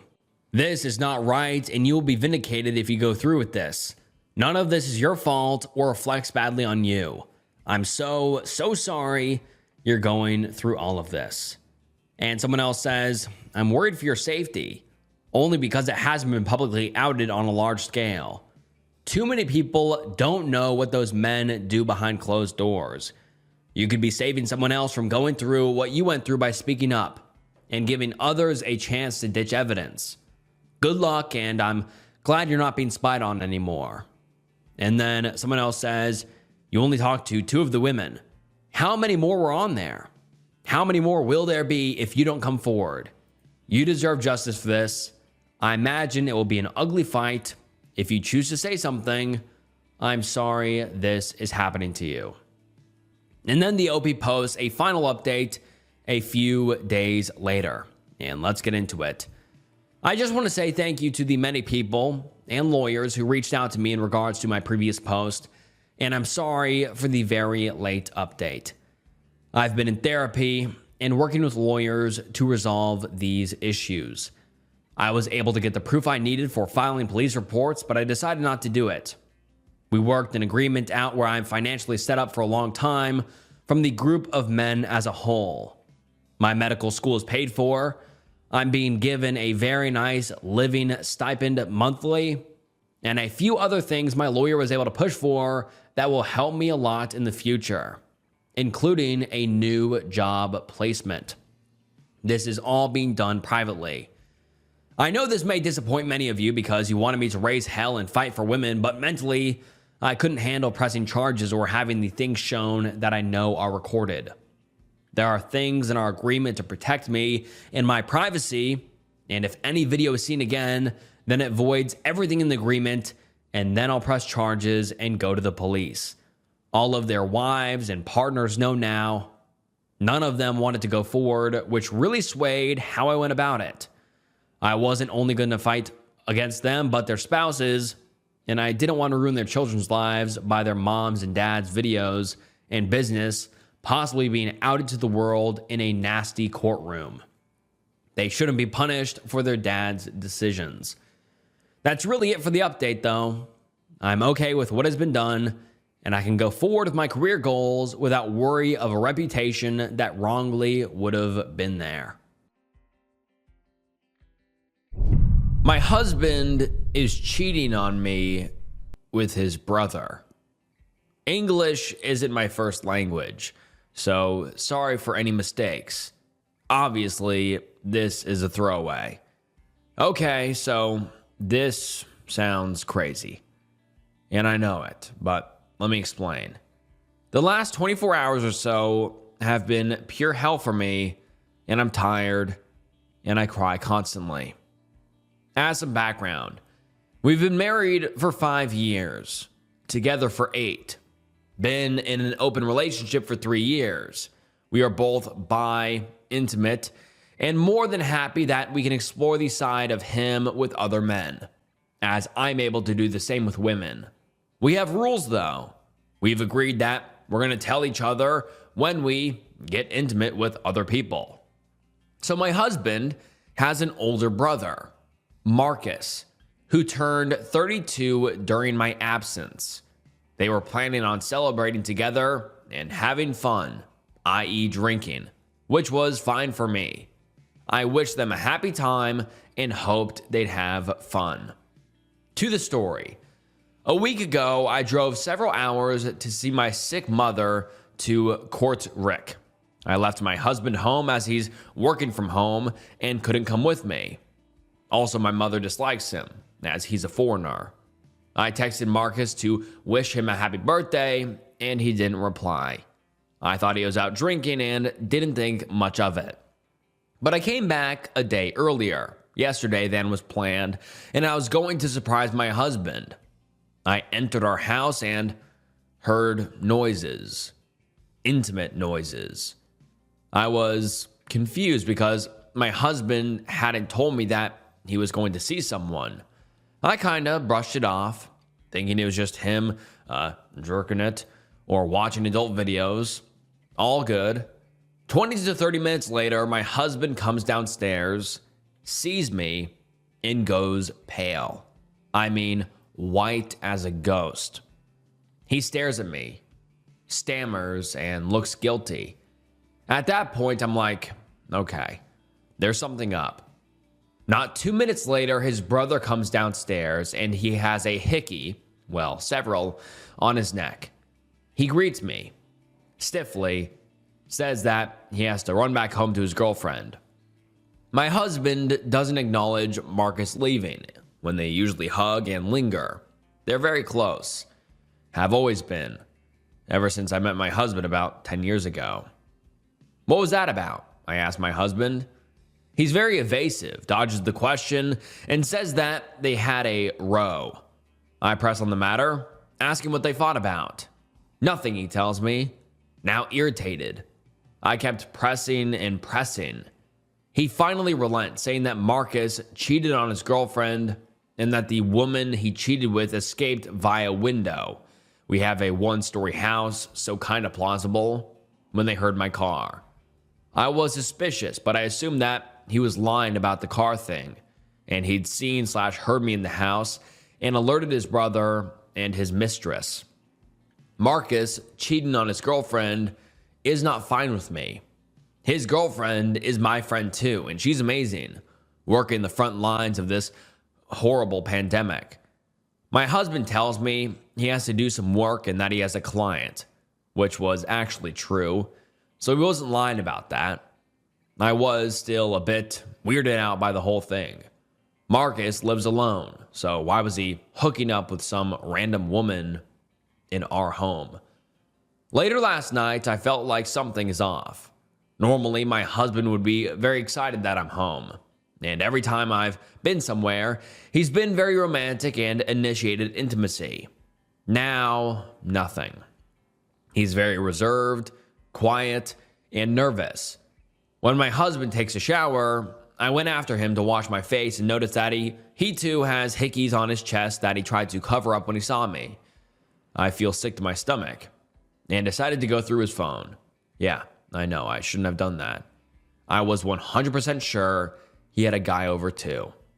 I'm still reading the conversations between him and his brother when my husband comes from shower. The conversations are explicit. The reality hit me like a ton of bricks. I asked my husband, what's going on? And why is he flirting with Marcus? He tells me it was a joke, just joking between brothers, and it sometimes goes too far. I didn't buy it.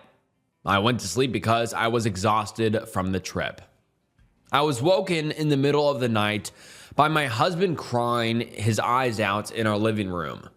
So I went to ask what was wrong, and he told me everything. How he has an on and off relationship with his brother. They started having intimacy over 10 years ago. First, it was just mutual, jerking it, and then it just escalated into full-blown intimacy. He says it was because of their religious upbringing and that he knew nothing about intimacy until they started dating. My husband or Marcus are not in contact with their parents. They had a falling out about 6 years ago. And I was told it was because Marcus was dating a POC back then, Well, now I'm thinking they got caught, and that's why their parents disowned them. Now, I haven't slept since that night, and I don't know what to do. I can't look at my husband, and I don't know if I should tell Marcus's girlfriend about all of this or what. I want to leave my husband, but at the same time, I don't. Should I contact their parents and ask what really happened 6 years ago? Is this something a therapist could handle? Is our relationship salvable? Cheating is not something I'd break up over, but I can't shake the slimy feeling I have. My husband had intimacy with his brother. And yes, they have the same parents, so they're not stepbrothers or anything. Of course, I've been thinking about the relationship my husband and Marcus had when they were younger. Like I said, they have always been very, very close. But I should have seen the red flags. I should have known. Something weird happened just before we started dating, and now I'm thinking it wasn't as innocent as it seemed back then. I'm lost. I'm confused. I don't know what to do. I can't talk about this to my friends or my parents. I'm starting to think about committing S-word so I wouldn't feel this way. And then the OP posts an update in the comments saying, number one, I'm making one small update now and I'll return sometime tomorrow. A few things has happened now. I asked Marcus's girlfriend to come and see me later today. It's nearly 1 a.m. here currently. She agreed and said, I think I know what's going on. Number three, my husband said he's not coming home. He tells me he's not at a friend's house, but I know he's not there because I contacted said friend. I'm assuming he's at Marcus's place. I'll contact a therapist first thing Monday. I've written an email and I'll send it early Monday morning. My husband told me a bit more, but he claims it all started from him. I don't believe it. I think he's lying to protect his brother. Mark has left me a voicemail saying that he can explain the situation. He did explain it, telling that it was one this time only. But he didn't know that my husband had already told me that it has been going on for 10 years. It all started when my husband had just turned as a teenager and came out as bi. I feel very sad and angry. I almost drove to Marcus's house because I wanted to yell at him. For those claiming my husband is gay, it's not true. He came out before anything intimate happened with Marcus. I texted their parents and said I wanted to talk with them and said that something bad happened, but their boys are all right. I'm not all right. I asked a friend to come to our house an hour ago, and I showed this post to her. She's very angry and says that we have to get my husband to therapy like some of you kind souls told me. Thank you, everyone. I'll answer to your comments when I've rested. I need sleep and food. And then one of the top comments on this post, someone says, so your husband was a middle teenager and his brother was over 20? That is a huge red flag. 20-somethings are not supposed to have intimacy with young teenagers. No way in hell. And you/your husband is sure it has always been consensual? And the OP responds saying, I didn't even think about this. I don't know what to think anymore. I agree that the age gap is a huge issue. Well, I think I have to talk with my husband when he comes back to town. I don't know where he is. I'm assuming at Marcus's apartment. And then someone asks the OP if they have kids with their husband, and the OP says, we don't have kids, thankfully. I feel stupid for being the most hurt about the line. I still am not sure if I should tell Marcus's girlfriend. And then we don't get an update for a long time, about 2.5 months, but 2.5 months later, we get an update, and let's get into it. First of all, thank you for everyone for your comments. Second, I'm sorry this took so long. I've been extremely depressed lately, unable to even go to work. I was laid off due to the pandemic, although I know it's because of this situation. Late July, after I posted my original post, I contacted a therapist and got a treatment for my husband. I decided not to file for divorce. I also told Marcus's girlfriend what had happened. She knew already, which was such a betrayal, in my opinion. We are no longer friends, and I haven't seen Marcus since July. Unfortunately, in the middle of August, my husband committed S-word. I'm writing this depressed, lonely, and so angry. Law is clear on situations like this. Consensual sibling love is okay, so there's nothing I can do anymore. My husband died, and his secrets and the truth died with him. There's no evidence that Marcus ever R-worded him, even though that is what my husband told me. He didn't get a chance to tell his therapist. I'm alone. So alone. All my friends have left me because they think this was somehow my fault. My husband's parents are not happy. I wrote in my previous post that I was thinking my husband and Marcus got caught. They did. Their parents told me as much. I don't know what else to say. Thank you for the kind words and support I got. I wish things had gone differently. And now let's get into some of the comments. Someone says, "Holy shit, OP. I am so sorry. I cannot begin to imagine what you're going through. Please continue to seek therapy if you're not already.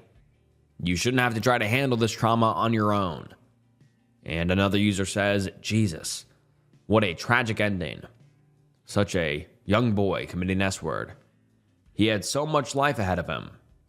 Holy, that is so tragic and sad.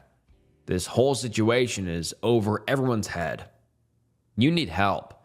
I'm very sorry about this.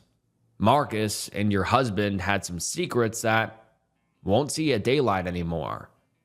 This is so creepy, tragic, and sad. I am very sorry." And then the OP posts an update 3 years later, which is titled, "Hello everyone, long time no see. July 2020. Seems so far away now, after everything. August 2020 is when my husband unfortunately decided to commit S-word. October 2020 is when I last wrote an update.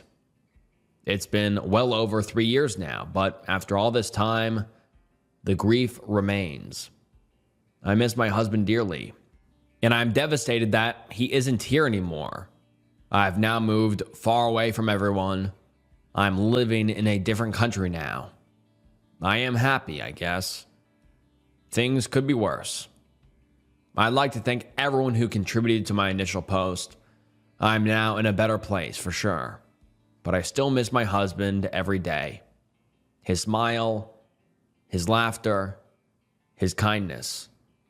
A lot has happened after my last post. Mainly Marcus is now dead too. He was drunk, went for a drive, and crashed. I was, and I am, sort of happy about that, even though I guess I shouldn't. Anyway, I will never return to this account. Therapy has helped me, but not enough. I'm scarred by what happened, and I'd like to spend the rest of my life away from this horrid thing. When I die, I'll be able to see my husband again. I hope he's waiting for me on the other side. Once again, thank you everyone. It's time to finally move forward.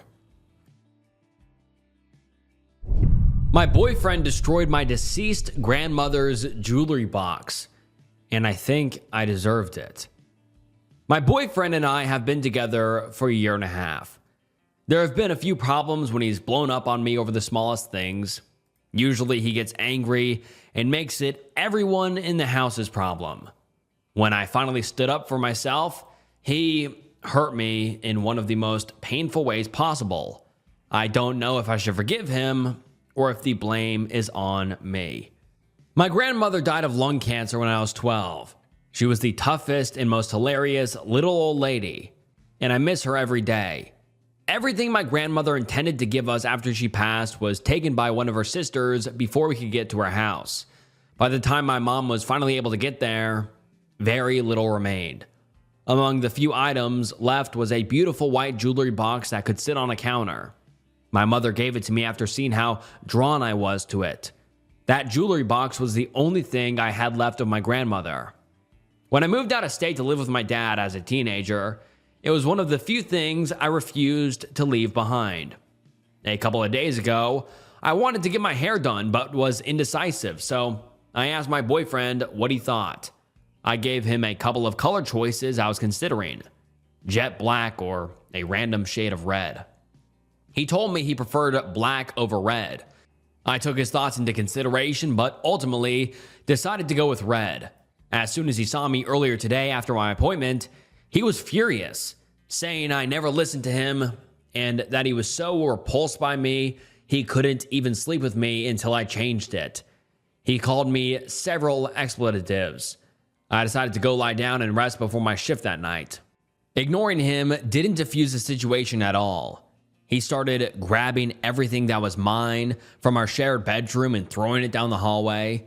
He kept saying I was in the way and told me to get up and sleep on the couch.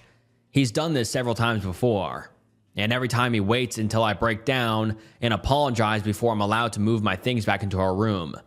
This can last anywhere from a few hours to a few weeks, however long it lasts. He makes sure my life is living hell the entire time, yelling at me, belittling me, and telling me what a terrible person I am. This time, I was over it.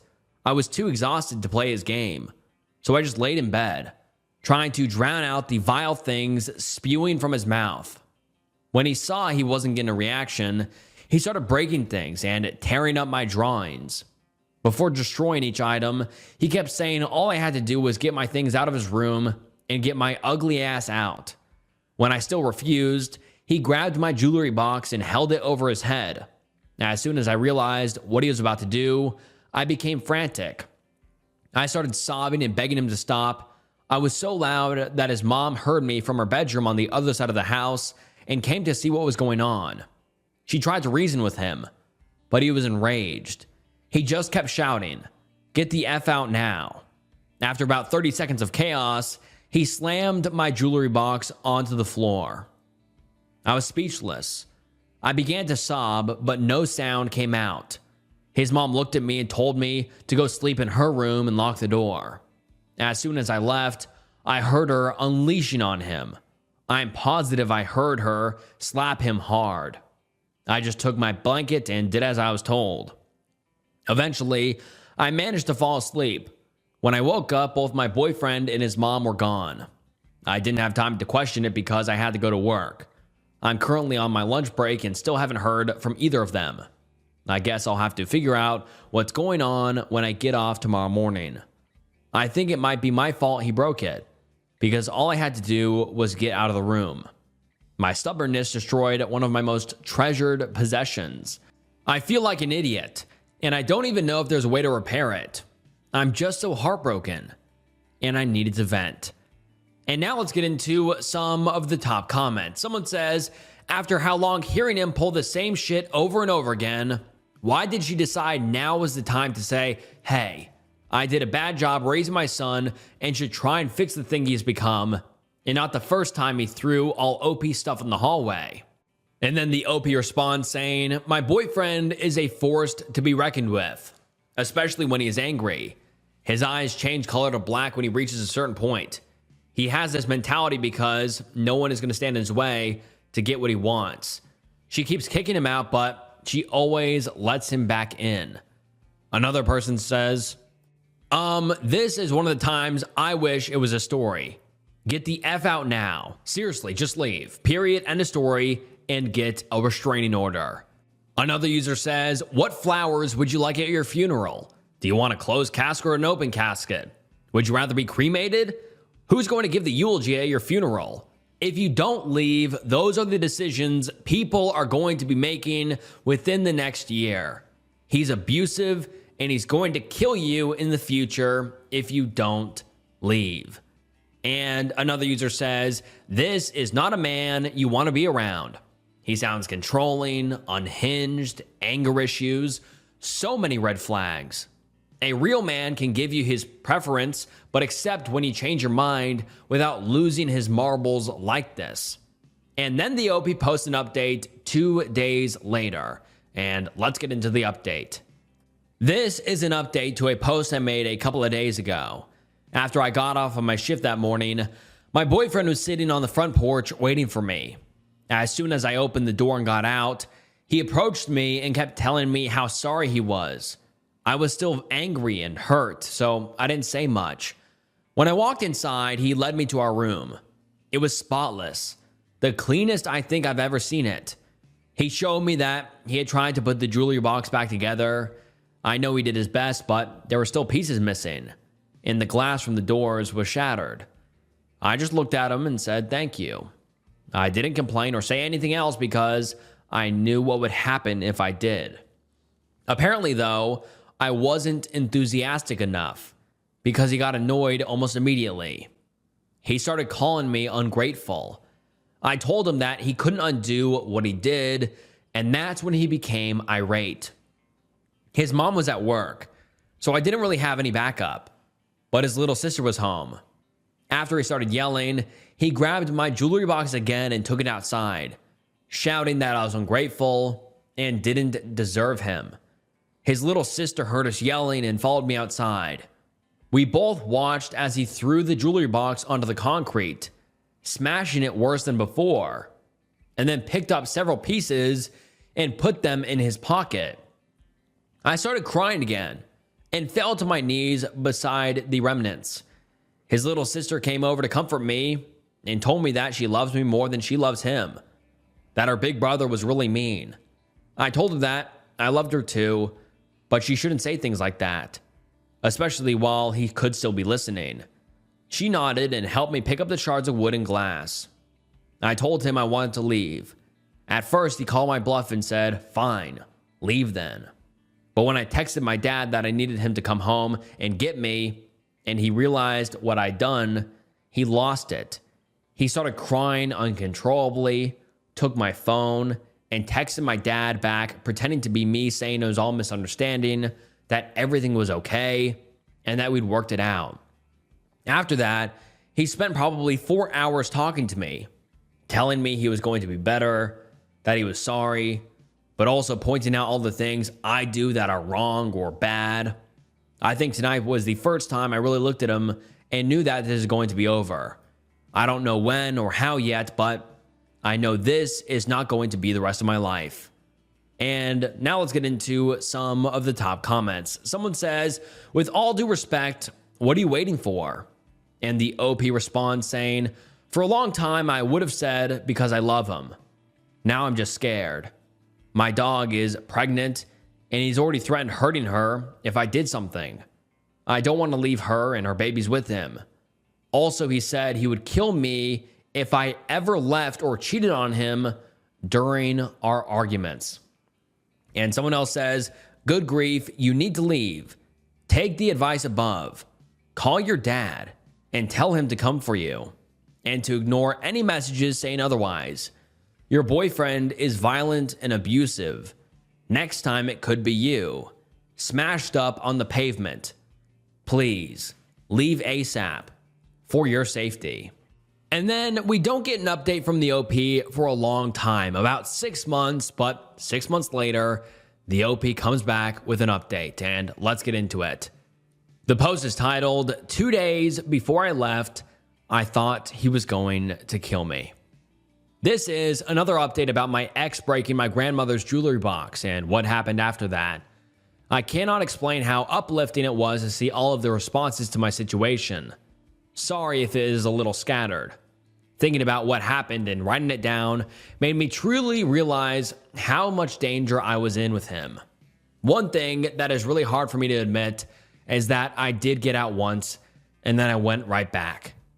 After he took my phone and pretended to text my dad back like I was the one saying everything was okay, I eventually did manage to get a hold of my dad for real. He came with the police and got me out of there. And then that same night, my ex showed up at my dad's house and I got in the truck with him and went back. I know how stupid that sounds. I know people reading this will probably be frustrated with me. I get frustrated with myself too. But when you're in something like that for long enough, your brain gets completely twisted up. I really thought that if you love somebody enough, you stayed and fought through the bad parts. I thought maybe all real relationships were ugly sometimes, and I was just too weak to handle it. I also thought I would never find another person who understood me the way he did, and that mattered a lot to me back then. A big reason I went back was Snowball, my dog. She was very pregnant and I could not leave her there. About a week after I came back, she gave birth to 6 white puppies. After that, my whole life was just taking care of her, taking care of the puppies and trying to make it through each day without falling apart. There was also something else that happened that made everything so much more volatile. One of my mom's friends was staying with us for a while. One night, we had all been drinking, and me and that man went out back to get wood for a fire. When we got a little way into the trees, he turned his phone flashlight off and kissed me. I did not kiss him back, but I also didn't stop it instantly.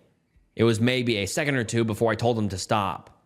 What I didn't know was that my ex was somewhere out behind us in the dark. I don't think he could actually see it, but he definitely heard enough to know what had happened.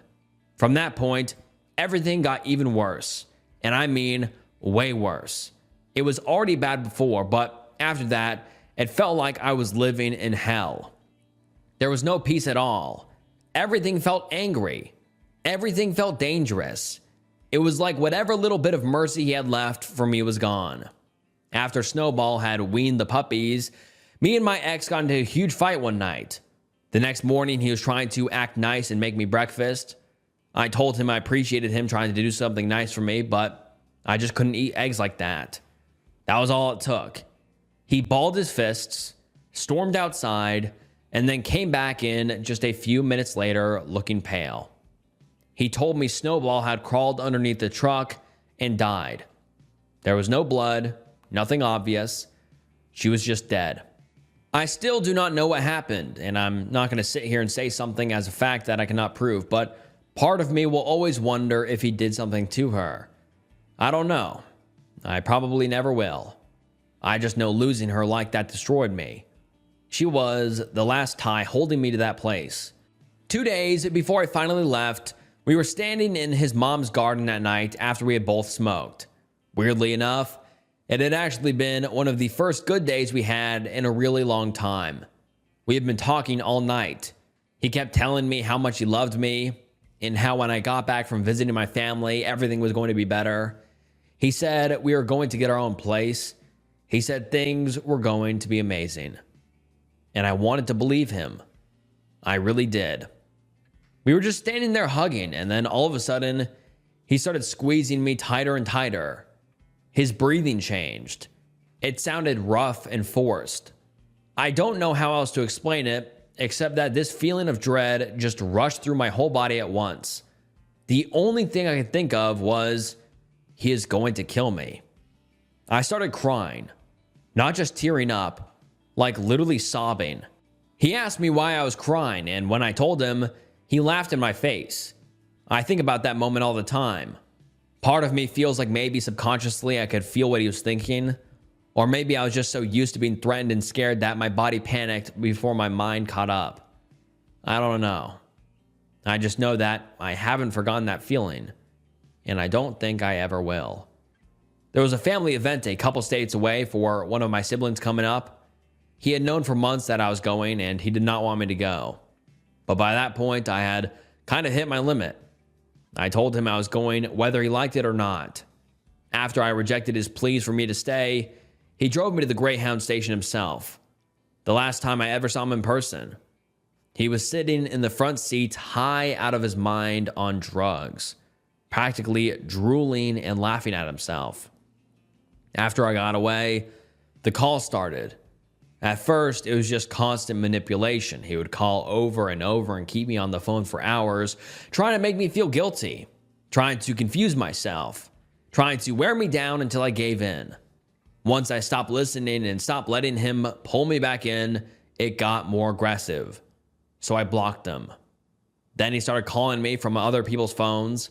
I had to block his little sister's phone because he took it and started doing the same thing from there. Then I had to block other family members too because he kept using their phones. That is one of the hardest things to explain to people who have never been through something like this. Leaving is not always just one big brave moment and then it's over. Sometimes you leave and go back. Sometimes you leave and get manipulated for weeks and months after. Sometimes you are physically gone, but still scared all the time. Sometimes you keep looking over your shoulder, even when you know you're safe. But I'm safe now. I'm with my family. My dad made it very clear that if he ever comes onto this property, he will regret it. One of my ex's cousins even brought me the puppy I picked from Snowball's litter, meeting halfway so she could be with me and away from him. So even though I'm still scared sometimes, even though I still panic when I see a vehicle that looks like his, even though I still freeze up, my story does not end with him. I got out. I'm alive. I refused to let that asshole play any part of my life ever again. And now let's get into some of the top comments. Someone says, "You're out. Whatever else, you're out. Don't consume yourself with what ifs or should haves. You had to learn the lesson your way and you got out before he killed you. Nothing that happened was your fault and you're out. I'm so proud of you." And another person says, "He strangled your dog, but this isn't a judgment, but why did you go back?" And the OP responds saying, "I don't really have any sort of clean or logical explanation. I loved him, or at least the version of him he showed me in the beginning. And I kept believing that if I was patient enough or kind enough, that the person would come back. Looking back, I can see how manipulated I was. I was young, scared, and deeply attached. And abuse twists your thinking in ways that are hard to explain if you haven't lived it. I'm stronger now, and I know going back was not proof that I was weak. It was proof of how much control he had over me at the time." Am I overreacting? My 23 male boyfriend held me, 19 female, underwater during a bath to prove a point, and I'm still shaken. I'm 19 female, and I've been with my boyfriend, 23 male, for over a year now. We come from different countries and religions, but we've made it work. I have to mention this. My boyfriend loves turning everything into a competition. We both go to the gym, and he's always like, "Who can do this better?" Even at home, he's always asking who can cook better, clean faster, you name it. A week ago, we were relaxing in the bathtub together. He asked who I thought could hold the other underwater the longest. I found it weird and just brushed it off as one of his usual questions. Just 2 to 3 minutes later, he got up as if to get out of the bathtub and suddenly pushed me underwater. He kept me underwater for what felt like more than 20 seconds. When he finally let go, he started laughing. I'm generally healthy, but I have a heart condition that requires daily medication to keep my heart rate normal. Without meds, my heart rate can go up to 140 to 150 BPM. Even with meds, sudden situations like this can make my heart rate spike to 140 and stay between 110 and 120 for the next few days. He knows this. He brought up what happened today and said he apologized, which he didn't, and that I should get over it. I'm trying. He said he was trying to prove a point, that I need to work on myself more. It doesn't make sense to me because he's naturally stronger than me, and no matter how much I work out, I can't always defend myself against everything successfully. I can't talk to my sister or mother about this. They just ask what I was doing in a bathtub with a guy in the first place. And I still don't have friends here. It's only him and me. We've talked about it more than once, and he says if I did this to him, he would have found it funny. I don't know if I just need to loosen up more, but I don't understand how holding me underwater for that long was ever funny in his head. Edit, he's also complaining now about the marks I left on his arm. Almost faded. I didn't mean to. It was sudden, and I swallowed a bit of water, and I was freaking out and just wanted him to let go. I apologized for this, but told him it was a natural reaction to what he did. And now let's get into some of the top comments. Someone says, "You need to get out immediately. Do not listen to anything he says to you to convince you otherwise. He is dangerous. If there is a universe where what he did could be forgiven as a massive error in judgment, the way he's reacted since then, finding about 6 different ways to blame you for being upset, is the opposite of what that would look like." And the OP responds saying, "You're completely right. It's just I've never felt unsafe or uncomfortable around him. That's why this is so difficult for me, I guess." And another user says, "This is very, very scary. I am afraid for you. You are still shaken because what he did was violent. There is no other way to define it. He used his greater body mass to restrain you in a dangerous, scary, and potentially life-threatening situation and found it funny. He has gone far beyond the boundaries of normal competitiveness. The fact that he pushed you to apologize for leaving marks on his arm while he was practically drowning you leads me to believe that he, number one, is unable/unwilling to see the true harm of his actions. Number two, will do something similarly violent again. Number three, will find a way to make your reactions to his violence the bigger problem. Please find a way to remove this man from your life soon before he escalates and puts you in even greater danger." And the OP replies saying, "I'm afraid too, and can't stop thinking about what if he does something like this again. I'm confused because he says he didn't really mean to hurt me and I love him a lot. I know I need to really do something about it, but it's been a week and I still haven't done anything." And then the OP posts 1 month later an update, and let's get into it. "Hi, I just wanted to let you guys know that I'm away and safe. I tried to log in 2 days ago to update, but found that my account had been suspended.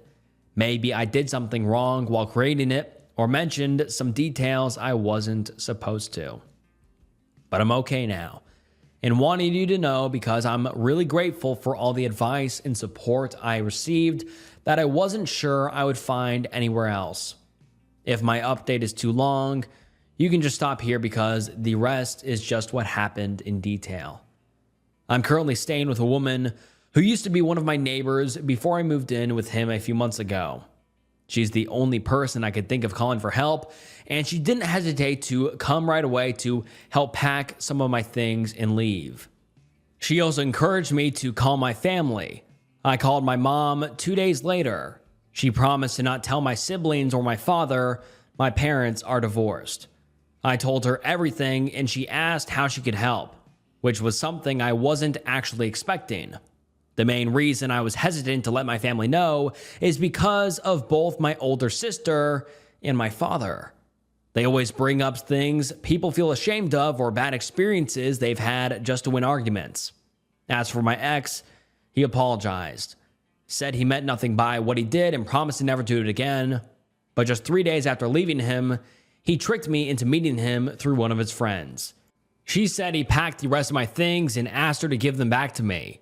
I went to meet her in a public place that I insisted on, and he was with her. We didn't talk because I left right away before I even made it to their table. Since I blocked him the day I left, my neighbor called him and let him know that she has no problem helping me get a restraining order if he ever tries anything. That's all. I'm safe, and I know now that I did the right thing. I'm glad I called her. I found a place with 2 roommates that I will be moving to next week. Although she said I can stay as long as I want, but she's already done so much for me, and I don't want to feel like I'm taking advantage of her kindness. Thank you again for all of the advice." And now let's get into the top comments. And someone says, "Oh, thank God. I've been thinking about you every day since you posted. I'm so glad you trusted your mom and she actually came through. I know you were scared about that. Keep relying on the people you have proven to be on your side and keep being way overly careful and staying the hell away from him. I'm so happy to hear you're okay. My wife has changed a lot since we lost our baby. My M26 wife, who is female 29, and I had a baby due in April. She was going to be our first. Unfortunately, in January, my wife had a medical emergency and we wound up losing our daughter. My wife has changed almost 100% into a different person since then. It has affected almost everything she does as a person, and it's like she's not even the woman I fell in love with anymore. A little bit of a backstory on us. My wife and I have known each other for 5 years, have been a couple for 3 years, and have been married for almost a year now. I have had a really hard last couple of years between my mother's passing and the premature end of my career as a professional athlete, and this amazing woman has been my rock. I feel like I have loved her from the minute I met her, and I've tried to be good to her and to let my feelings for her show through in the way I treat her. We were both so excited when we learned she was pregnant, and we are looking forward to adding a little girl to our family. Obviously, losing her has been incredibly hard on both of us, but it has been especially hard on my dear wife. She has always struggled with an anxiety disorder, and she has always been a little clingy, physically and emotionally. But lately, her level of attachment has shot up past 11. I have to practically fight her to be able to leave for work in the mornings, and then when I'm gone, she sends me at least 20 texts. Mostly it's just about how much she misses me, but sometimes she just sends pictures of herself. And when I call her, I never get to talk. She just goes and vents, and is incredibly negative about everything, which is basically the opposite of what she used to be. I can't get any personal space at night in bed either. She's always been adamant about cuddling through the entire night, but she's been holding me so tight lately that it gets hard to breathe, even after I'm sure she's got to be asleep. It's like sleeping in a clinch hold with a Muay Thai fighter every night, and she can't seem to go an hour or two without needing to be kissed. And our intimate life has changed a lot too. We used to be fairly active, about 2 or 3 times a week, but now it's almost up to twice or more a day. Every day, even when I don't want it. On the times when I'm not really feeling up to it, I protest a little bit at first, but she doesn't listen. And she just seems like she wants it so bad that I don't want to hurt her feelings and turn her down. And when we're having intimacy, it's like we only do stuff that she's into. And I don't get any say in what we do, and it's just all about what satisfies her. It almost feels like intimacy is turning into a thing I have to do for her to keep her happy, instead of a thing we do together because we love each other. And she'll get upset over the littlest things. So almost everything is a fight. I didn't push in my chair all the way, getting up from the table yesterday, and I got screamed at. I've been seeing the same therapist since I was 16, and she's like a second mother to me. And my wife has asked me not to see her anymore because she doesn't trust her. She also wants me to stop taking my college courses so I can finish my degree. And when I go hang out with my friends, whom she thinks are all idiots and reminds me every time we talk about them lately, it's like I'm leaving to go and never come back. I understand that her mental health is not great at this point in time, and I want to be there for her and support her in any way I can. I want to get through this together with the love of my life and to come out on the other side and watch the sunrise after a very dark night. She means everything to me, but too often it feels like the person she is right now is not the woman I married. Edit. Yes, I understand she needs therapy. Background info on her. She spent a fair amount of time as a teenager in a psychiatric facility, and therapy/therapists are some of her least favorite people. She went to 2 sessions after we first lost our daughter, but refuses to go back. When I bring it up, she gets super angry, hits me. She's not that strong, I'll be okay. And then starts crying and needs to be held. And then the OP makes an edit the next day saying, "We were talking today. and she agreed to start going to couples therapy and to see her OB/GYN this week. She asked me if I was happy and if I still loved her. I guess she overheard me talking to my therapist on the phone about our intimacy last week, and she overheard some harsh truths. She wants to be well again, and she's willing to try whatever it takes to get there. And then the OP makes a post 4 days later, which is titled Therapy Difficulties, and it reads as follows. I feel obligated to write this and continue updating people here because of the many kind responses and genuine attempts at offering advice and support. My 26 male wife, 29 female, and I were supposed to be attending couples therapy together yesterday evening. We were lucky enough to have been able to get an appointment so soon. I was anticipating not being able to get in with a couples therapist for at least another 2 weeks, but we lucked out and were able to get one this week. My wife and I were supposed to meet each other there after I get off work and out of class, and then go get dinner afterwards. The appointment is at 6:30, and I get out at 6. Hustle across town to get there. Still show up 3 minutes late, expecting her to already be there. She loves being places early, and I didn't notice her car in the parking lot. I figure it's whatever. This is a business park with a lot of parking spaces. She's definitely here. She promised me this morning she would be here, and I go into the lobby, talk to reception, and ask about seeing the doctor. Doctor's in, but my wife definitely is not. Okay, no big deal. She's probably just late because traffic is awful in this horrible nightmare city, so I call her, and it rings all the way through, which is kind of weird. Wait another 10 minutes. No call back, and I try again. Still nothing. I wait another 5 minutes, and now it doesn't even ring, like she turned her phone off. So obviously the appointment winds up not happening, and I'm worried about the safety and well-being of my wife, because it's not like her to not return my calls, or to be late to stuff/skip appointments without notification. Her anxiety errs more on the, quote, I have to be super punctual type of anxiety. So I head home, and lo and behold, my wife's car is in the parking lot of our complex. I head into the apartment, and she's in our bed, just watching adult videos on the TV, and I know she's a girl, but I'm just going to say jerking it. Apparently, that's what she's been up to all day while I've been at work and at school, trying to provide for us. And she was so nonchalant about it too. Like it's the most natural thing in the world for her to be doing at the time. Obviously, I'm a little shocked. I'm not an adult video type of guy. I think it's actually super unhealthy and overall does more harm to individual psychology than any good that empty, instant, intimate gratification can do. I don't think watching adult videos while in a relationship is cheating, but I don't love it. She and I will be having that conversation later. And her watching adult videos isn't what I'm really upset about right now anyways.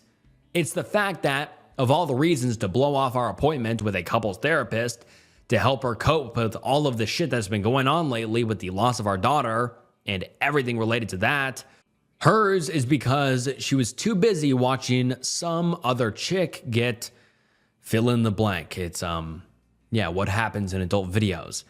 I get that she's not in a good place, but she hasn't been well mentally or emotionally for months now. I get that it's affected her decision making. I get that going and seeing therapists and doctors and doing the whole thing is scary for her and not something that she has much desire to put herself through. Even though she understands that it's probably exactly where she needs to be. I get that she's bored at home after having taken a sabbatical from her job.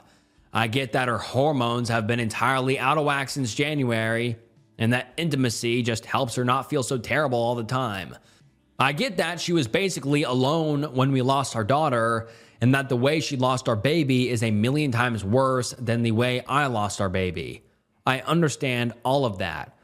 But I still have to go to work so we can eat and pay our bills and rent, and come home and get yelled at for putting the dishes in the dishwasher the wrong way or whatever. And then not get any sleep at night because we're up until 2 a.m. because she got all intimate all of a sudden and will cry for hours if I don't do it. If that's the way life is until we can beat this thing together, then that's the way it is, and I can tough it out for her sake. But the absolute least that she can do is show up when she's agreed to show up so that we can beat her depression, so that she can get better and be well again. So I stayed at a friend's place last night, and I think I'm crashing on his couch again tonight. My wife has called 6 times and texted 90 times. And it went from asking if I'm ever coming back to begging me to just come back, to rants that I haven't read about how sorry I'm going to be, back to begging me to come home. I made the mistake of answering one of the calls, and when I tried to explain that I'll come home when I'm ready to come home, and that I still love her and still want to be with her, that I'm just really hurt and upset and need space, she screamed at me like I have never, ever in my life been screamed at before. About how I'm probably cheating on her right now, and how I've abandoned her, and about how dare you, was repeated a lot.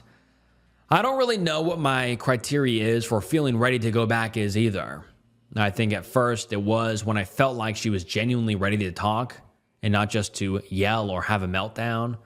But then I remembered that she and I have already talked about this, and that didn't do anything. I think I'll call her when I get off work and give her the ultimatum of actually going to therapy or a facility, or just anything that's in a step in the right direction. Or our relationship might have to be put on hold until she gets everything figured out. And then we don't get an update for a little over a week, about 9 days. And 9 days later, the OP posts an update post, which is titled, "My wife is in a psychiatric care facility." This is kind of an update to my previous posts. I've been thinking a lot about why I posted on here in the first place, but I think it basically boils down to this being more or less a journal of myself. And if people have some good advice or are able to sympathize even a little bit, then I'll take what I can get. I don't have a lot of in real life friends, and the ones I do have, I'm not close enough with to really vent to about super personal stuff. I have my therapist and my last pair of foster parents and some old friends I made at the boys' home I used to live at, and that's about it. This being basically anonymous means I don't have to worry too hard about being judged by coworkers or other people in my congressional, I guess. I keep posting because it seems like a bunch of people might have gotten maybe a little invested in the well-being of my wife and myself. And I think it would be a little scary and sad to not know if the people whose story you have graciously listened to are okay or not. It really feels exhibitionist and weird, and a bunch of people have followed this burner Reddit account, and it feels like this is just juicy IRL watch someone else suffer entertainment for some people. This post isn't for them. It's for the nice people who I think might be worried about me and my wife. Thanks everyone who has tried to be nice and supportive, but I think this is my final post about this. My wife has had an extremely rough time since we lost our baby to a miscarriage in January, and has been practically refusing treatment or therapy of any kind. She has been incredibly difficult to be around, and I've been super worried about her for months now. I recently had to take a couple days break away from her after she no-showed an appointment we had agreed to attend together with someone I thought would be able to help her. My in-laws were able to step in and help get my wife into a psychiatric care facility. I had been talking with them about the whole situation after I made the decision to get some space after the missed appointment. They dropped everything and traveled like 3 hours to us and went by to check on her. My mother-in-law and I have kind of teamed up, which is a miracle because she really does not like that her only daughter married me of all people. My in-laws and I went by the apartment, and they went in first to talk to her, and then they brought me in. We more or less had an intervention, and my in-laws were able to talk to her into going to get treatment. I stayed home with her that night and took the next day off of work to drive her there myself. She was really freaking out, but I think she knew that voluntarily taking a mental health break somewhere she can actually get help was the right decision. I'm really proud of her. My wife has already been officially diagnosed with bipolar disorder and postpartum depression, on top of her already existing anxiety. I had kind of started suspecting her having bipolar. I thought getting a diagnosis would be a lot harder and there would be more hoops to jump through. Just getting the diagnosis is a relief, because now she can actually get medication and targeted help directly at what she's facing. She still has another day left there, and as her spouse, I'm actually not allowed to visit, which I really hate. I way underestimated how much I would miss her. I think I get how a dog waiting for his owner to get home from work feels. My in-laws, however, are able to visit, and their reports have been about as positive as it can get. My wife misses me a lot, and she's been fairly lucid and calm since going in. And so far, it's been more positive than not. And obviously, this is probably going to be something that she'll need support with for the rest of our lives.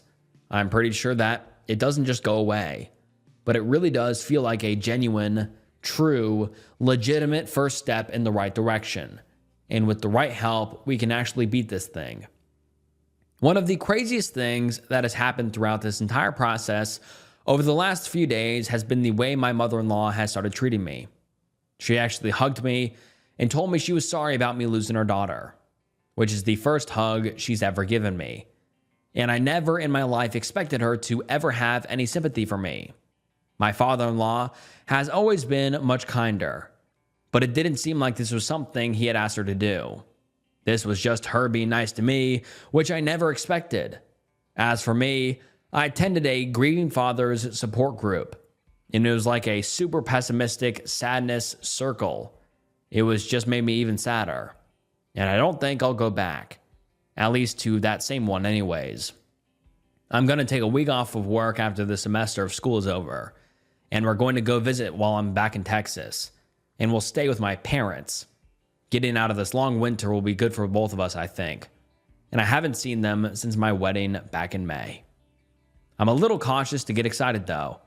The last time I thought we were making progress wound up being me getting my expectations way too high and then being very disappointed. But it does feel like the sun is rising a little bit, if that makes sense. And then the OP posted 1 day later saying, "She's home. This is the start of the rest of forever." And then the OP posted 9 days later, which reads as follows. "My wife, 29 female, has been really big into filming her and myself, 26 male, while we have intimacy lately. It seems like it's almost every time now. She has said that she keeps them for herself and it's a way to keep herself satisfied when the hyper intimacy hits because of her bipolar disorder.